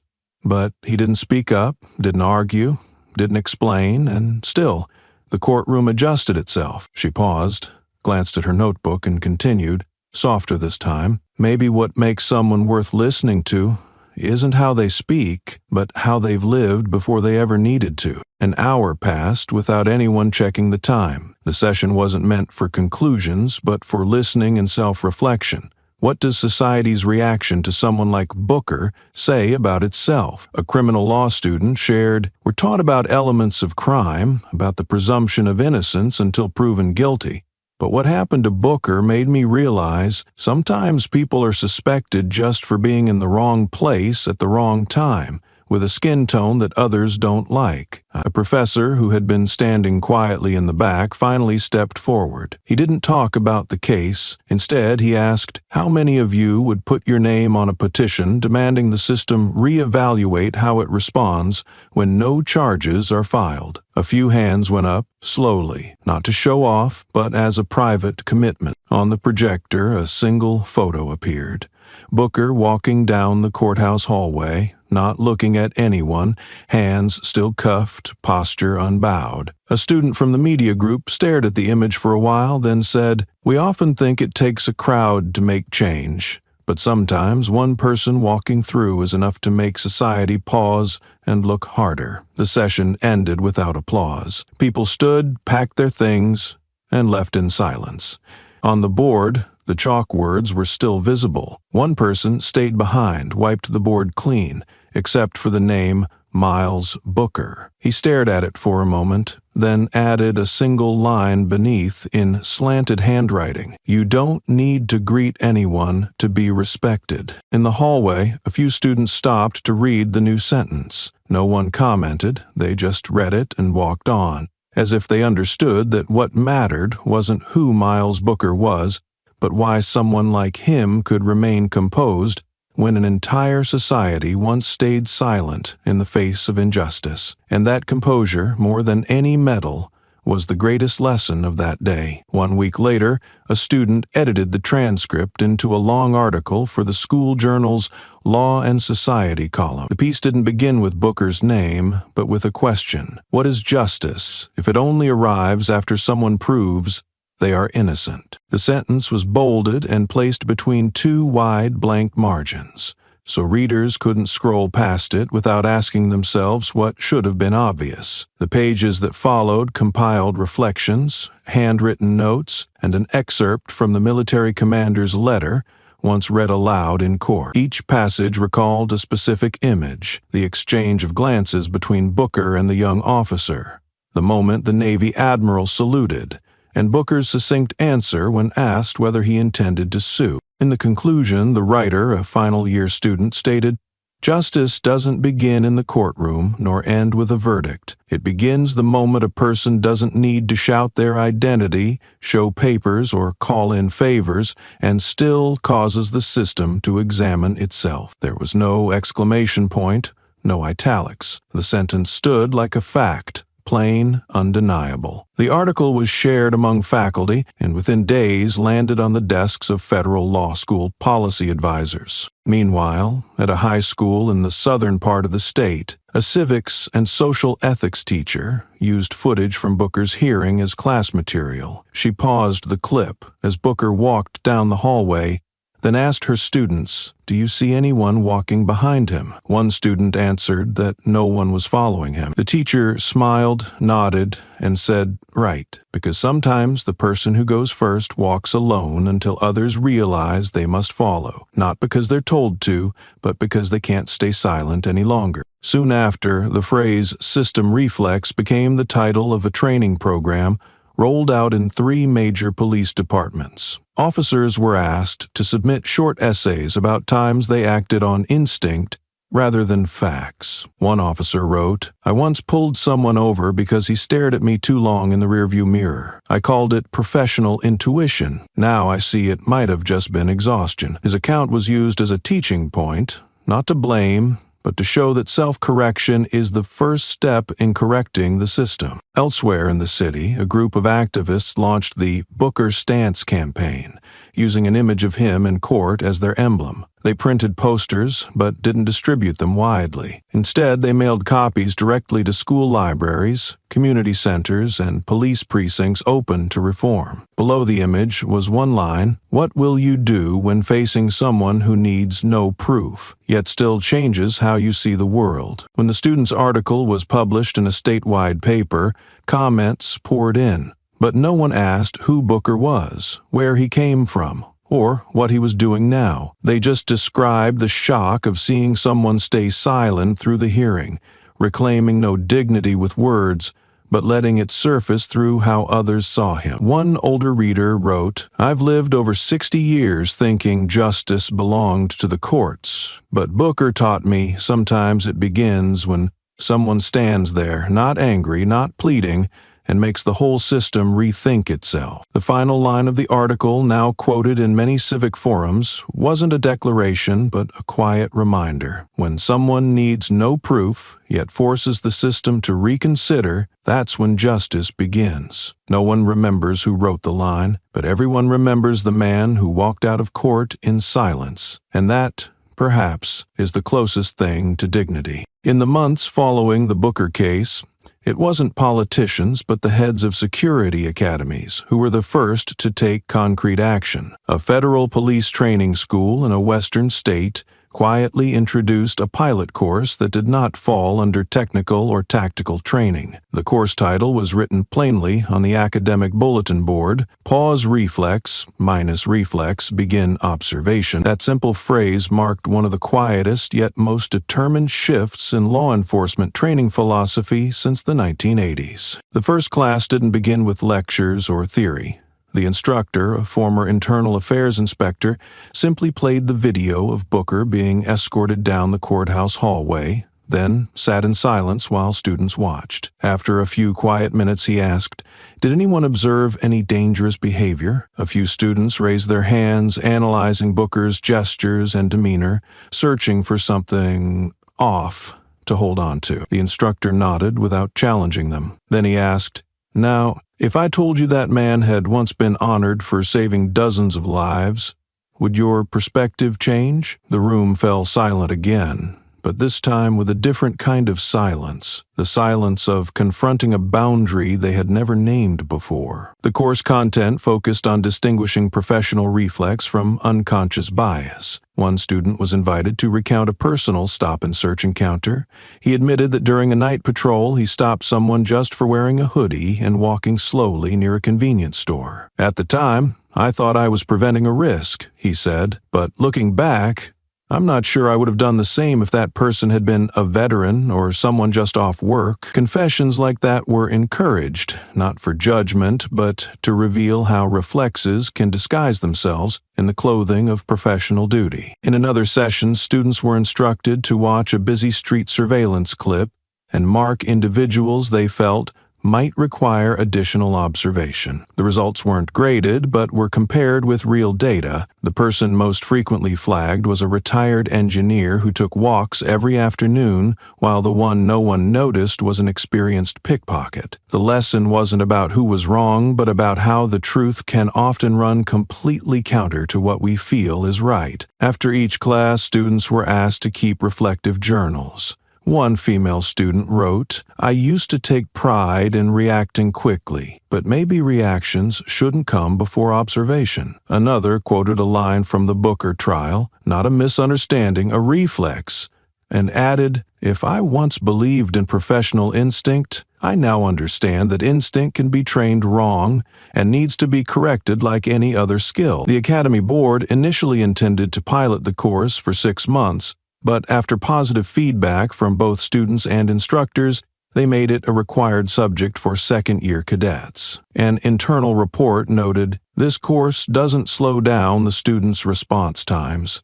It teaches them to choose the right moment to react, and when to wait 2 more seconds to look more carefully. Those 2 seconds, as one instructor put it at a professional conference, can save not just a life, but the honor of the person in uniform." News of the course quickly spread to neighboring states. Several civilian police academies began requesting access to their content and teaching methods. One eastern state even incorporated parts of the curriculum into accelerated training for highway patrol units. No one called it a major reform, but everyone agreed Booker had become the catalyst for something long felt necessary, yet never given a clear starting point. And the course, Pause, Reflex, Begin Observation, gave them that reason, not through outrage or rebellion, but through an undeniable example of the consequences of failing to look closer. The instructor walked into the classroom dressed plainly, without a uniform or title. A few students quietly recognized her face,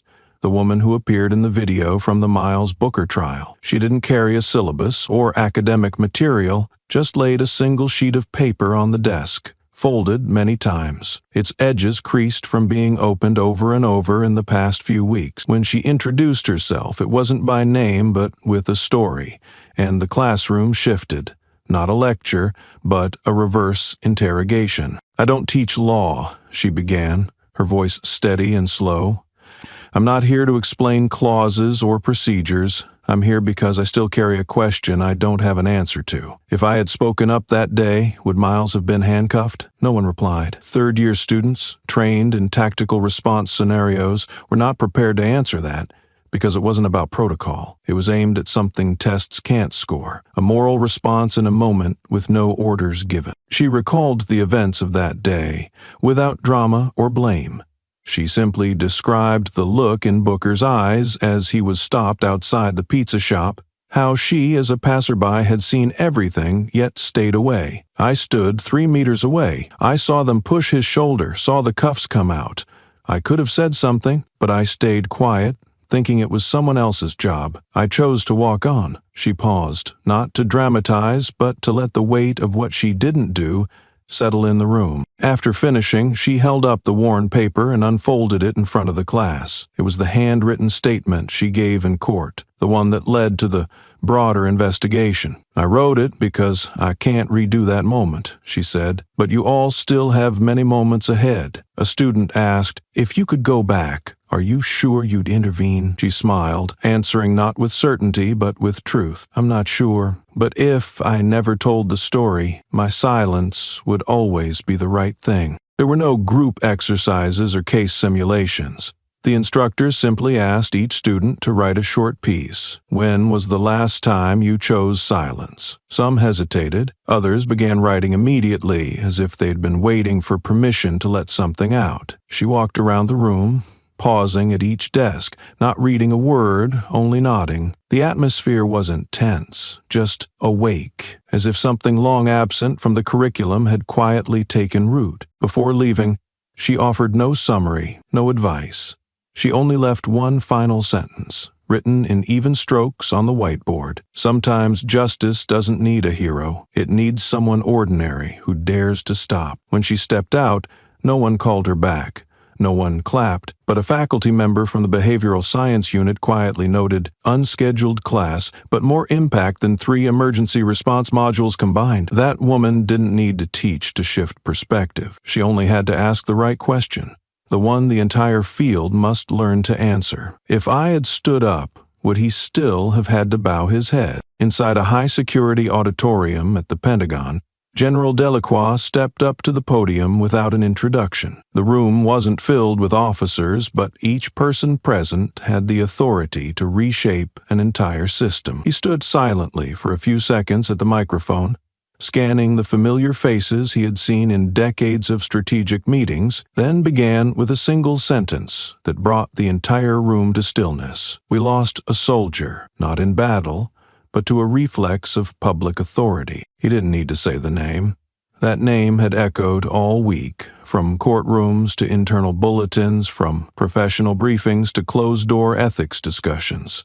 Miles Booker, elite sniper, leader of hostage rescue missions in the Middle East, had been arrested in peacetime over a misread expression and a reflex never re-examined. Delacroix didn't hide his frustration, but he made no speeches, no accusations. He asked one question: are we willing to accept a justice system based on feelings rather than facts? He recounted the morning he received a handwritten note: "Delacroix, Court B, I'll be there." No signature, no explanation.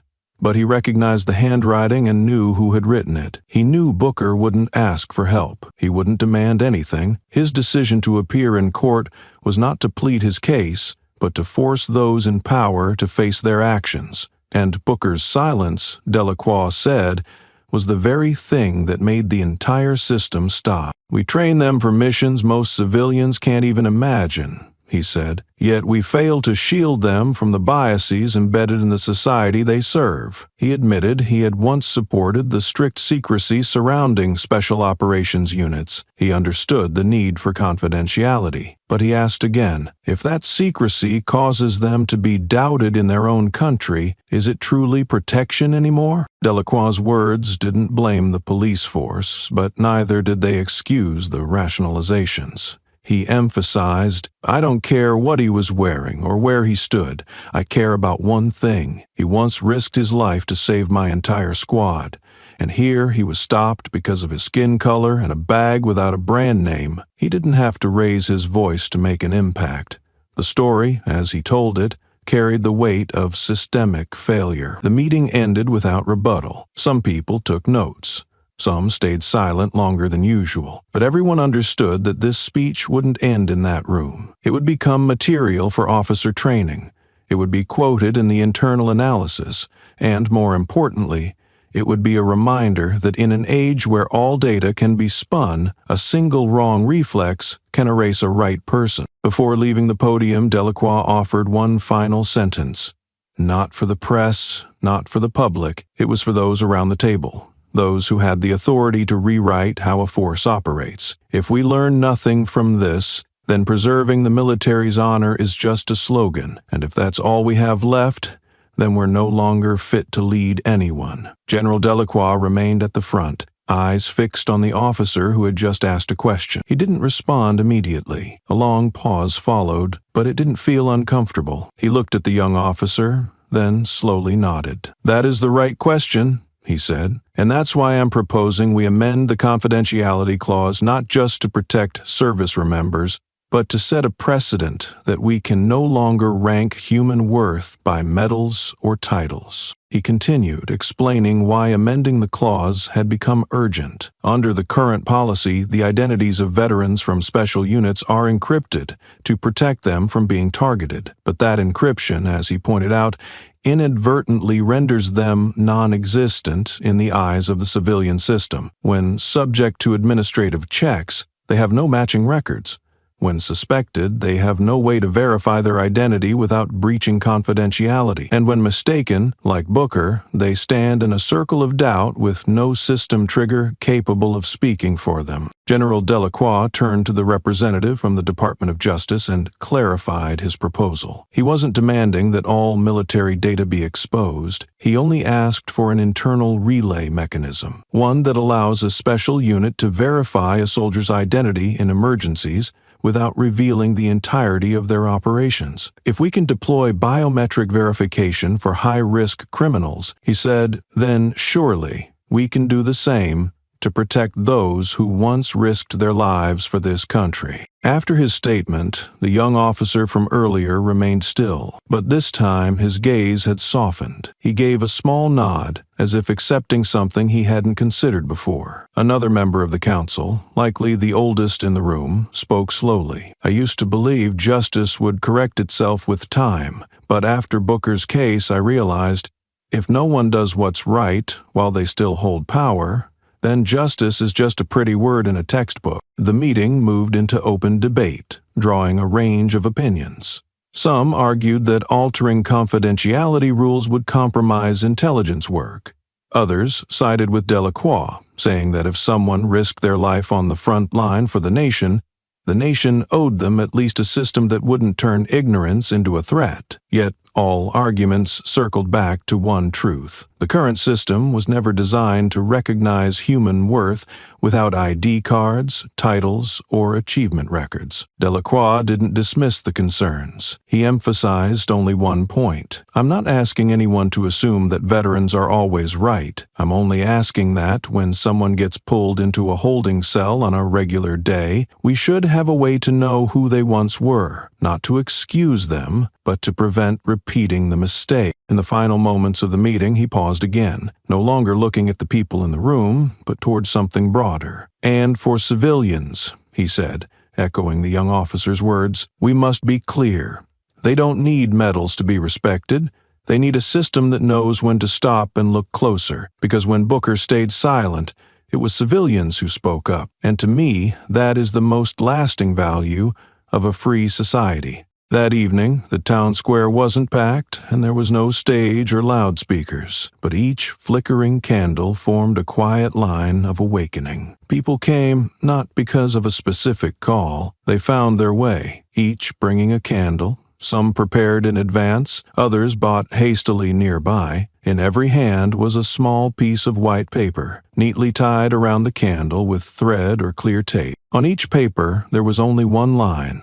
No names, no dates, no hashtags or slogans. That simple sentence read like a prayer for those once judged by a glance because of their skin, their walk, or their silence in a noisy place, so that no one has to stand still in the street and be treated like a threat. The line repeated on every candle, as if the whole community had silently agreed without speaking. No speeches were made, no one wore uniforms or matching clothes. They came with silence as a form of resistance. In the soft light, some bowed their heads, some sat on the curb, and children asked, "Who were we lighting candles for?" The adults didn't answer with names, but with words like, "For someone who was once jailed because no one recognized who he was," or "For the right things that should have come sooner." In a quiet corner of the square, a group of students stood in a circle. No one recorded, no one streamed. They quietly passed around matchsticks, lighting their candles and handing the flame to the next person. One girl whispered, "If someone had stopped to ask that day,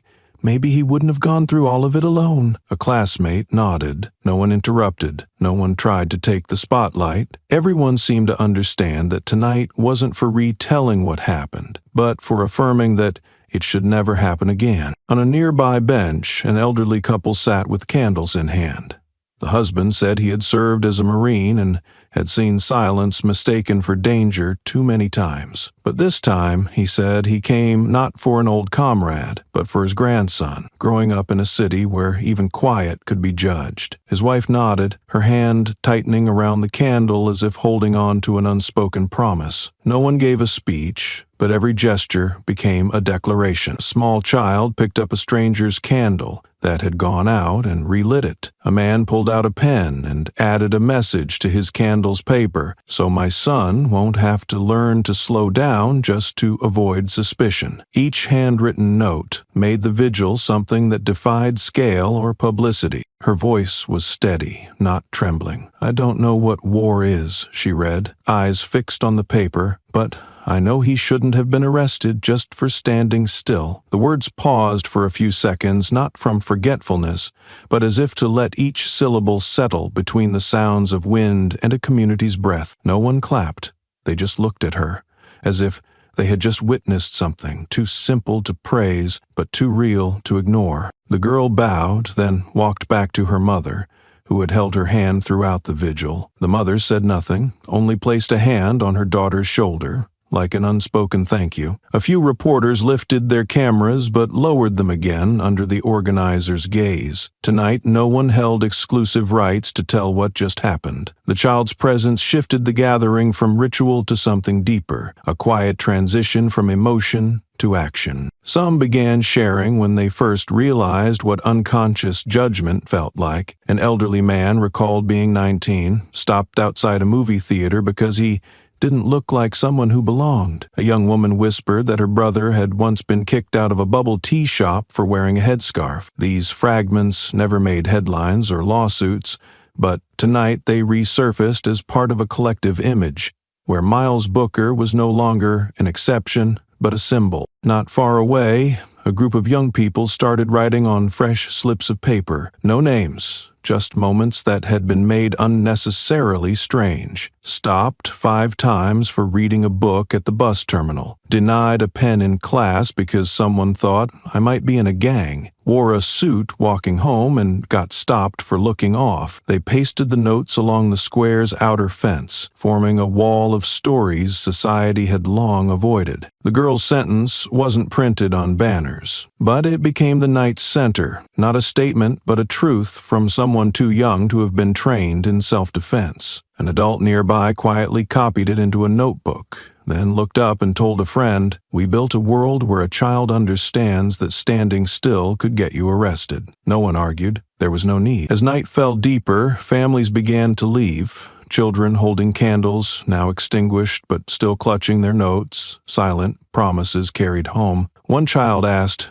"What do we do next time someone gets stopped?" The mother hesitated, then said, "We step up, or if we can't yet, at least don't turn away." The child nodded slowly, absorbing a lesson not found in any book. The girl who read still sat nearby, next to her mother, staring at the notes on the fence. Someone handed her a marker. After a long pause, she wrote, "If I were born with the skin color people fear, can I still walk the shortest way home from school?" When she put the marker down, a stranger copied the line into their phone and sent it to friends with the message, "This isn't poetry, this is a consequence." And because of that, the vigil did not end. It shifted. It became whispered conversations across the city, in diners, on social media, in classrooms reopening the next morning. Justice, from that moment, was no longer a distant concept tied to courts and lawyers. It began with a child's honest sentence and how the adults chose not to let it fade. The decision was issued on a Tuesday morning via a single internal email sent to all personnel in the county police department. No press conference, no front-page headline in the city paper. In the document, the name of Sergeant Phillips, the officer who once handcuffed Booker at the courthouse gate, was mentioned only once, with the note, "Permanently dismissed for gross ethical misconduct." No one spoke up in his defense. The police union posted nothing. This silence did not come from fear of public backlash, but seemed more like consensus. Inside headquarters, Phillips' desk was cleared by the admin staff by late afternoon. The small cactus he kept next to his monitor was moved to the personal effects storage room, next to a faded family photo bleached by morning sunlight. No co-workers checked in or expressed regret.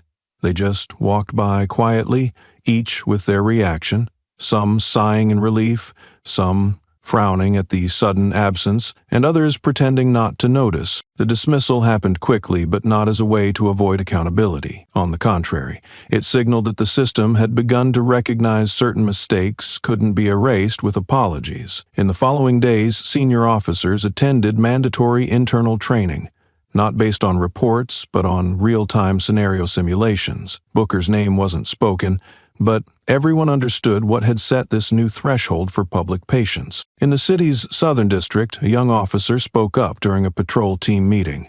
"This is the first time we've seen someone dismissed not for politics, but because they no longer represent what law enforcement is supposed to mean." No one objected. The team leader, who once taught that being a cop doesn't mean being always right, but always ready to make it right, just nodded. At a courthouse cafe, a group of public employees talked over coffee. One mentioned Phillips had been reported more than once for arbitrary ID checks, but the internal files always ended with no grounds for action. This time, that line was gone. No one credited media exposure or military pressure. People just called it the inevitable outcome. More notably, those who once stayed silent began to shift. A public relations officer posted on her page, "A press release has no value if it defends the indefensible. Sometimes staying silent is the only right call." The post went viral overnight, not because it was angry, but because readers sensed someone inside the system had finally stopped excusing it. Phillips gave no response. He left the city 3 days after the decision,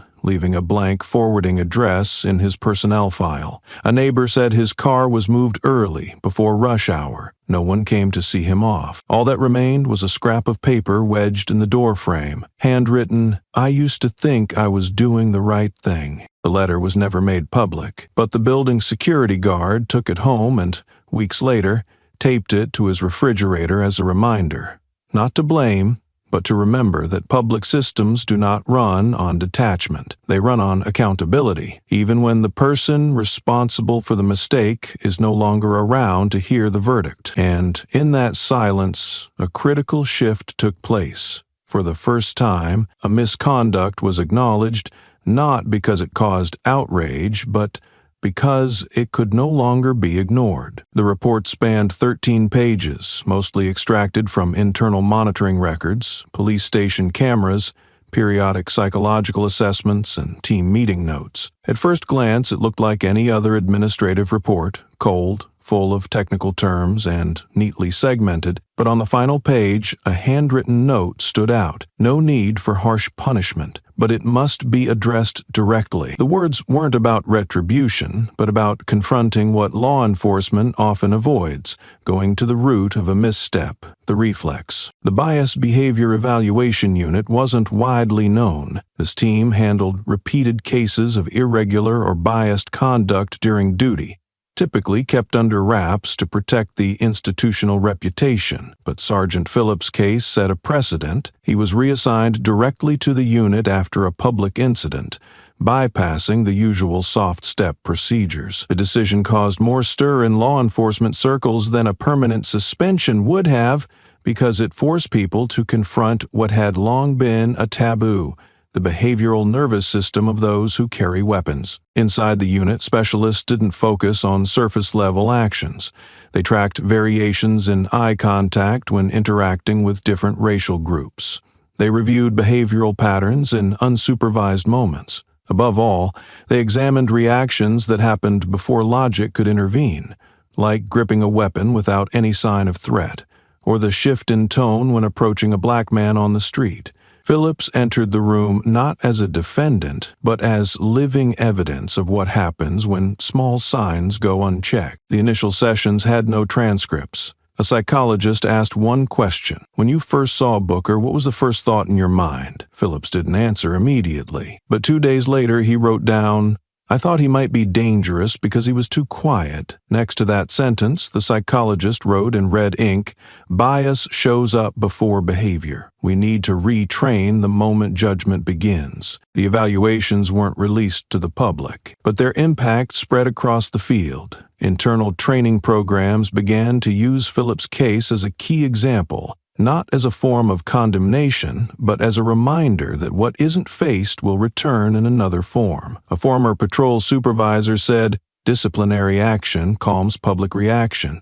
Behavioral correction prevents future damage." That quote has since been repeated in reform workshops. After 4 weeks, Phillips's file was moved to long-term monitoring. He was no longer on active duty and no longer had access to operational tools. More significantly, his name was no longer tied to any leadership role. He became a mandatory participant in third-party training programs without authority over others. To some, this was a mild conclusion, but to those harmed by the wrong reflexes of the powerful, it marked the start of a different kind of justice, one not about punishment, but about correcting the core of what causes harm. The comment in the report, once just a personal note, became a phrase echoed in internal meetings.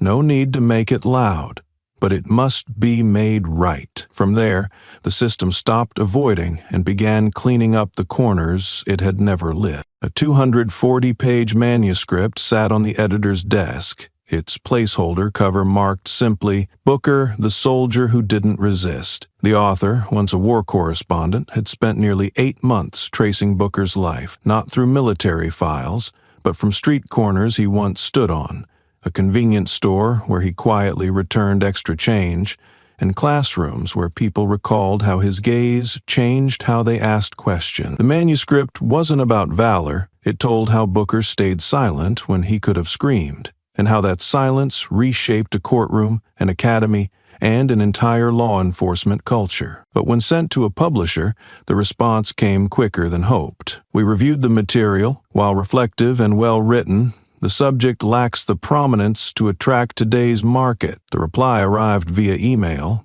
No meeting, no follow-up. The sole reason emphasized was public recognition, something Booker never saw. The author wasn't surprised. He had seen many like Booker, caught between sacrifice and erasure. What unsettled him was how the publishing system, which claimed to amplify critical thought, refused to tell the story of a man even the system had once admitted it failed. Not prominent enough meant no viral clip, no trending post, no headline quote, just the quiet presence of a man who sparked change but was never named at the right time. He didn't revise the manuscript or seek another publisher.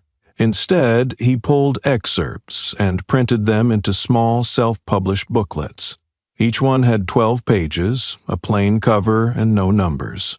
He left them in local libraries, independent bookstores, and sometimes mailed them to professors, lecturers, and criminal justice students he believed would care. He didn't expect reimbursement. He only wanted someone to read and remember. One early excerpt that spread widely described Booker standing before a mirror, wiping dirt from his face after a mission still sealed in records. No sweeping memory, no dramatic inner voice, just a simple note. He didn't wash his hands first, he cleaned the mirror, as if what he needed to see couldn't be himself, but the undistorted reflection of someone who came through war without losing the straightness of his gaze. The words weren't meant to move readers.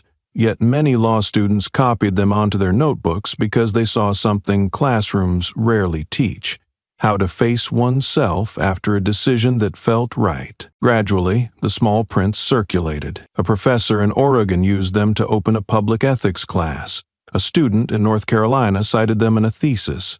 A youth group in Chicago hosted a community reading where no one debated, they just read in silence and rewrote the lines that struck them most. The book, once dismissed as not prominent enough, found space in places the market overlooked, where silence spoke loudest. To the author, this was enough. At a small local library gathering, he said, "I don't need anyone to remember my name, but if a single line makes someone hesitate before they act, then Booker's been remembered right." That was all he hoped for, a memory not seeking rankings but able to redefine what it means to matter. The manuscript had no official publisher, no ISB, and no scholarly foreword or flashy design. It was uploaded as a free PDF with a short note. "You won't find drama here.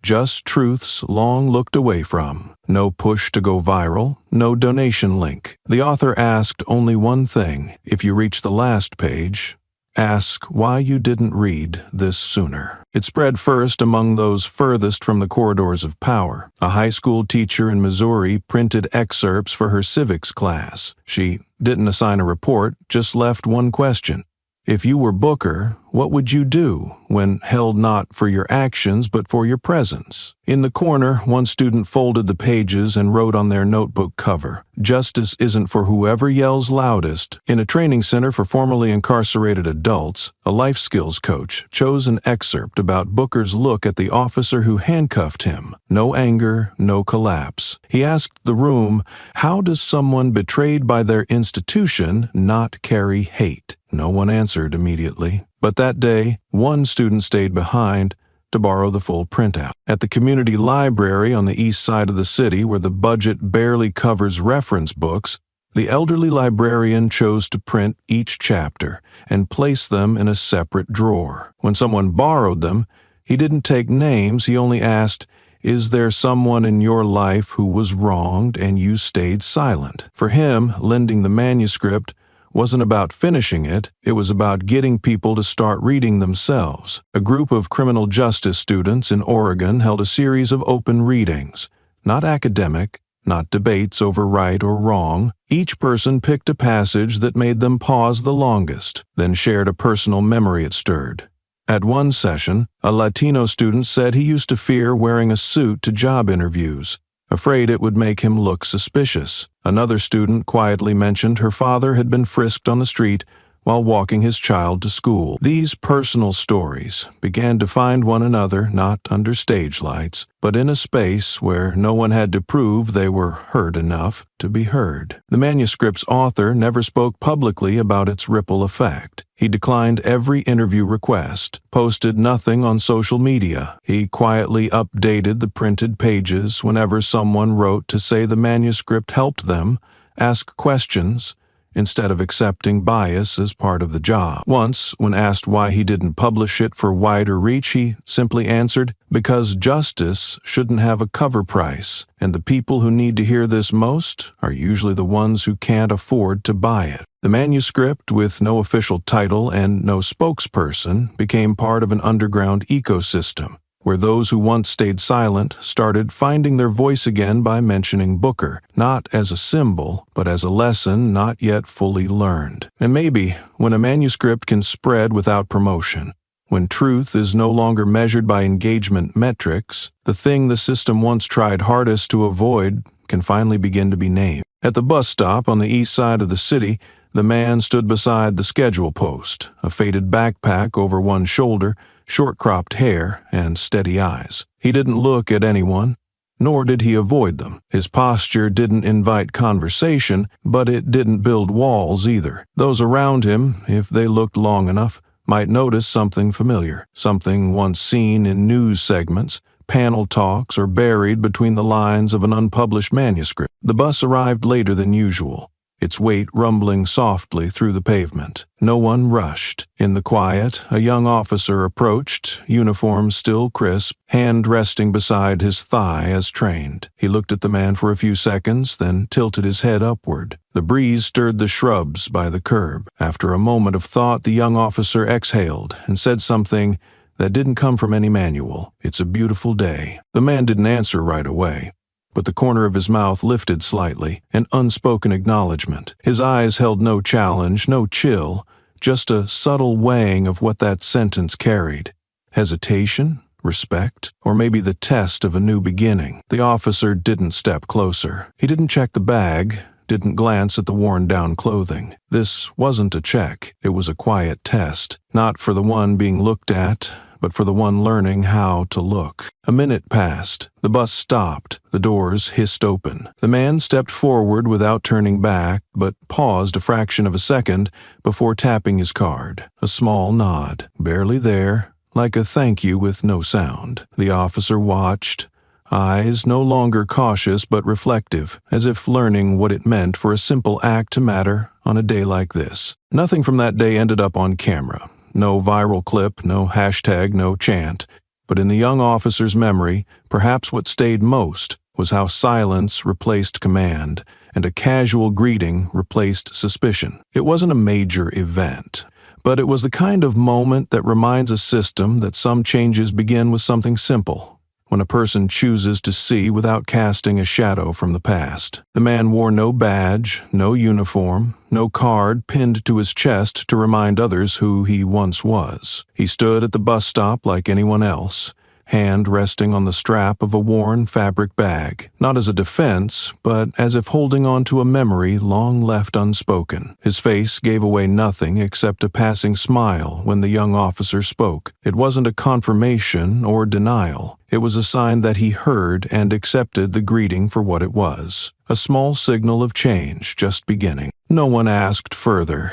No one was sure if it was Rooker or just someone who resembled him, but that no longer seemed to matter. In that quiet, free of tension or fear, There was no wariness, just presence, a plain, steady kind, as if his being there needed no permission. When the bus arrived, he boarded like any other citizen, without asking or waiting to be invited. The driver was older, eyes flicking quickly from the rearview mirror back to the road. He said nothing, gave no sign. To him, the man was just another rider. Bag in front, steady step, nothing alarming. He tapped his card at the right spot, at the right rhythm, and moved toward the back row, where the midday sun hadn't yet reached. Nearby, a child looked up from a phone. Its eyes stopped at the man's hand, roughened knuckles, fingers straight and strong, more familiar with commands than keyboards. The child watched for a moment, then looked back down. No one stared.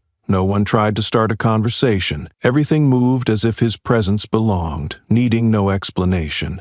No proof. The bus pulled away. Through each turn and stretch of road, the engine blended with the wind and the everyday sounds of the city. No one knew the man's destination, and no one asked. But perhaps that absence of curiosity was what gave the journey its meaning. There was no one following him to verify his identity. No one is secretly taking photos to boast about accidentally running into Booker. All that remained was a passenger sitting upright, hand resting lightly on his bag, eyes on the window, as if waiting for the right moment to step off and keep living as part of this city. That day, the city had no breaking news, no polarizing statements, no viral clips. But at one ordinary bus stop, a man once handcuffed in the name of justice and another learning to wield authority through presence, not commands, shared a moment no system could record, yet etched deeply in the memory of anyone perceptive enough to witness it. And maybe it was the man's silence that confirmed him more than any resume ever could. He didn't need a title to be recognized,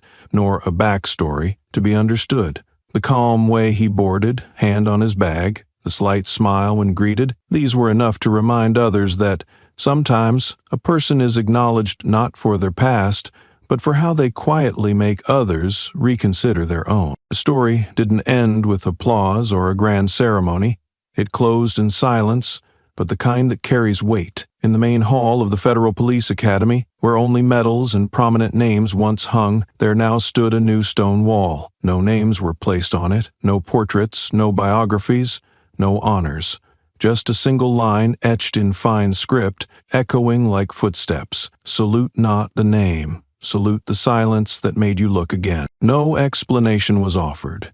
No plaques, no guides, but strangely, everyone who passed by, from young cadets on their first internship to seasoned commanders who'd seen combat, slowed their pace before that wall, as if they knew the message wasn't about status, but the ability to recognize what one had once overlooked. A simple act, stopping to reconsider, had become a new measure of maturity in public service. From Miles Booker's story, much had changed. Not necessarily in law, nor entirely in curriculum, but in awareness. A black soldier once handcuffed on a street corner for simply waiting for a bus, without protest, without fury, forced an entire system to reevaluate how it made decisions. Officers rewrote behavior reports. Schools introduced classes on power reflex and the right to be ordinary.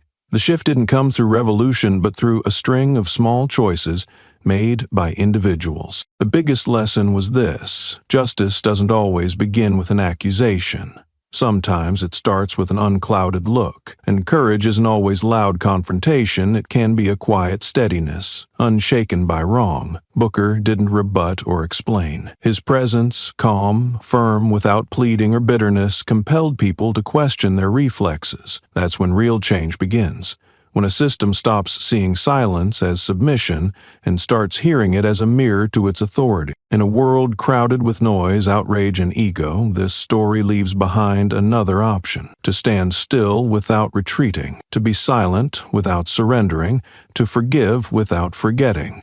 That choice is what made Booker a symbol, not because he stood above others, but because he didn't let anger pull him down to the level of what he stood against. Today, the details of his arrest, the testimony, and the trending hashtags may fade, but what lingers is a quiet ripple. Young officers pausing before acting, law students rethinking reasonable suspicion, and ordinary people looking a little closer before they judge. And all of it began not with a shout, but with someone who chose to be silent so that silence could make society look again.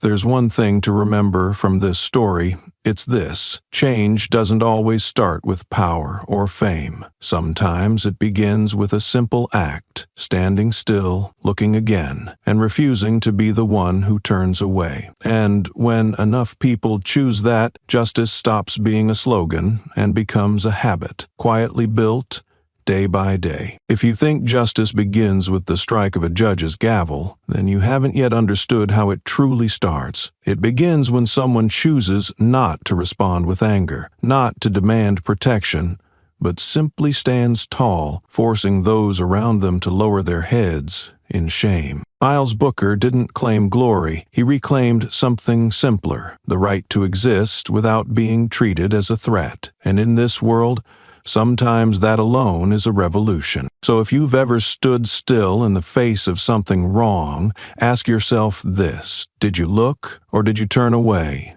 Just like every other time.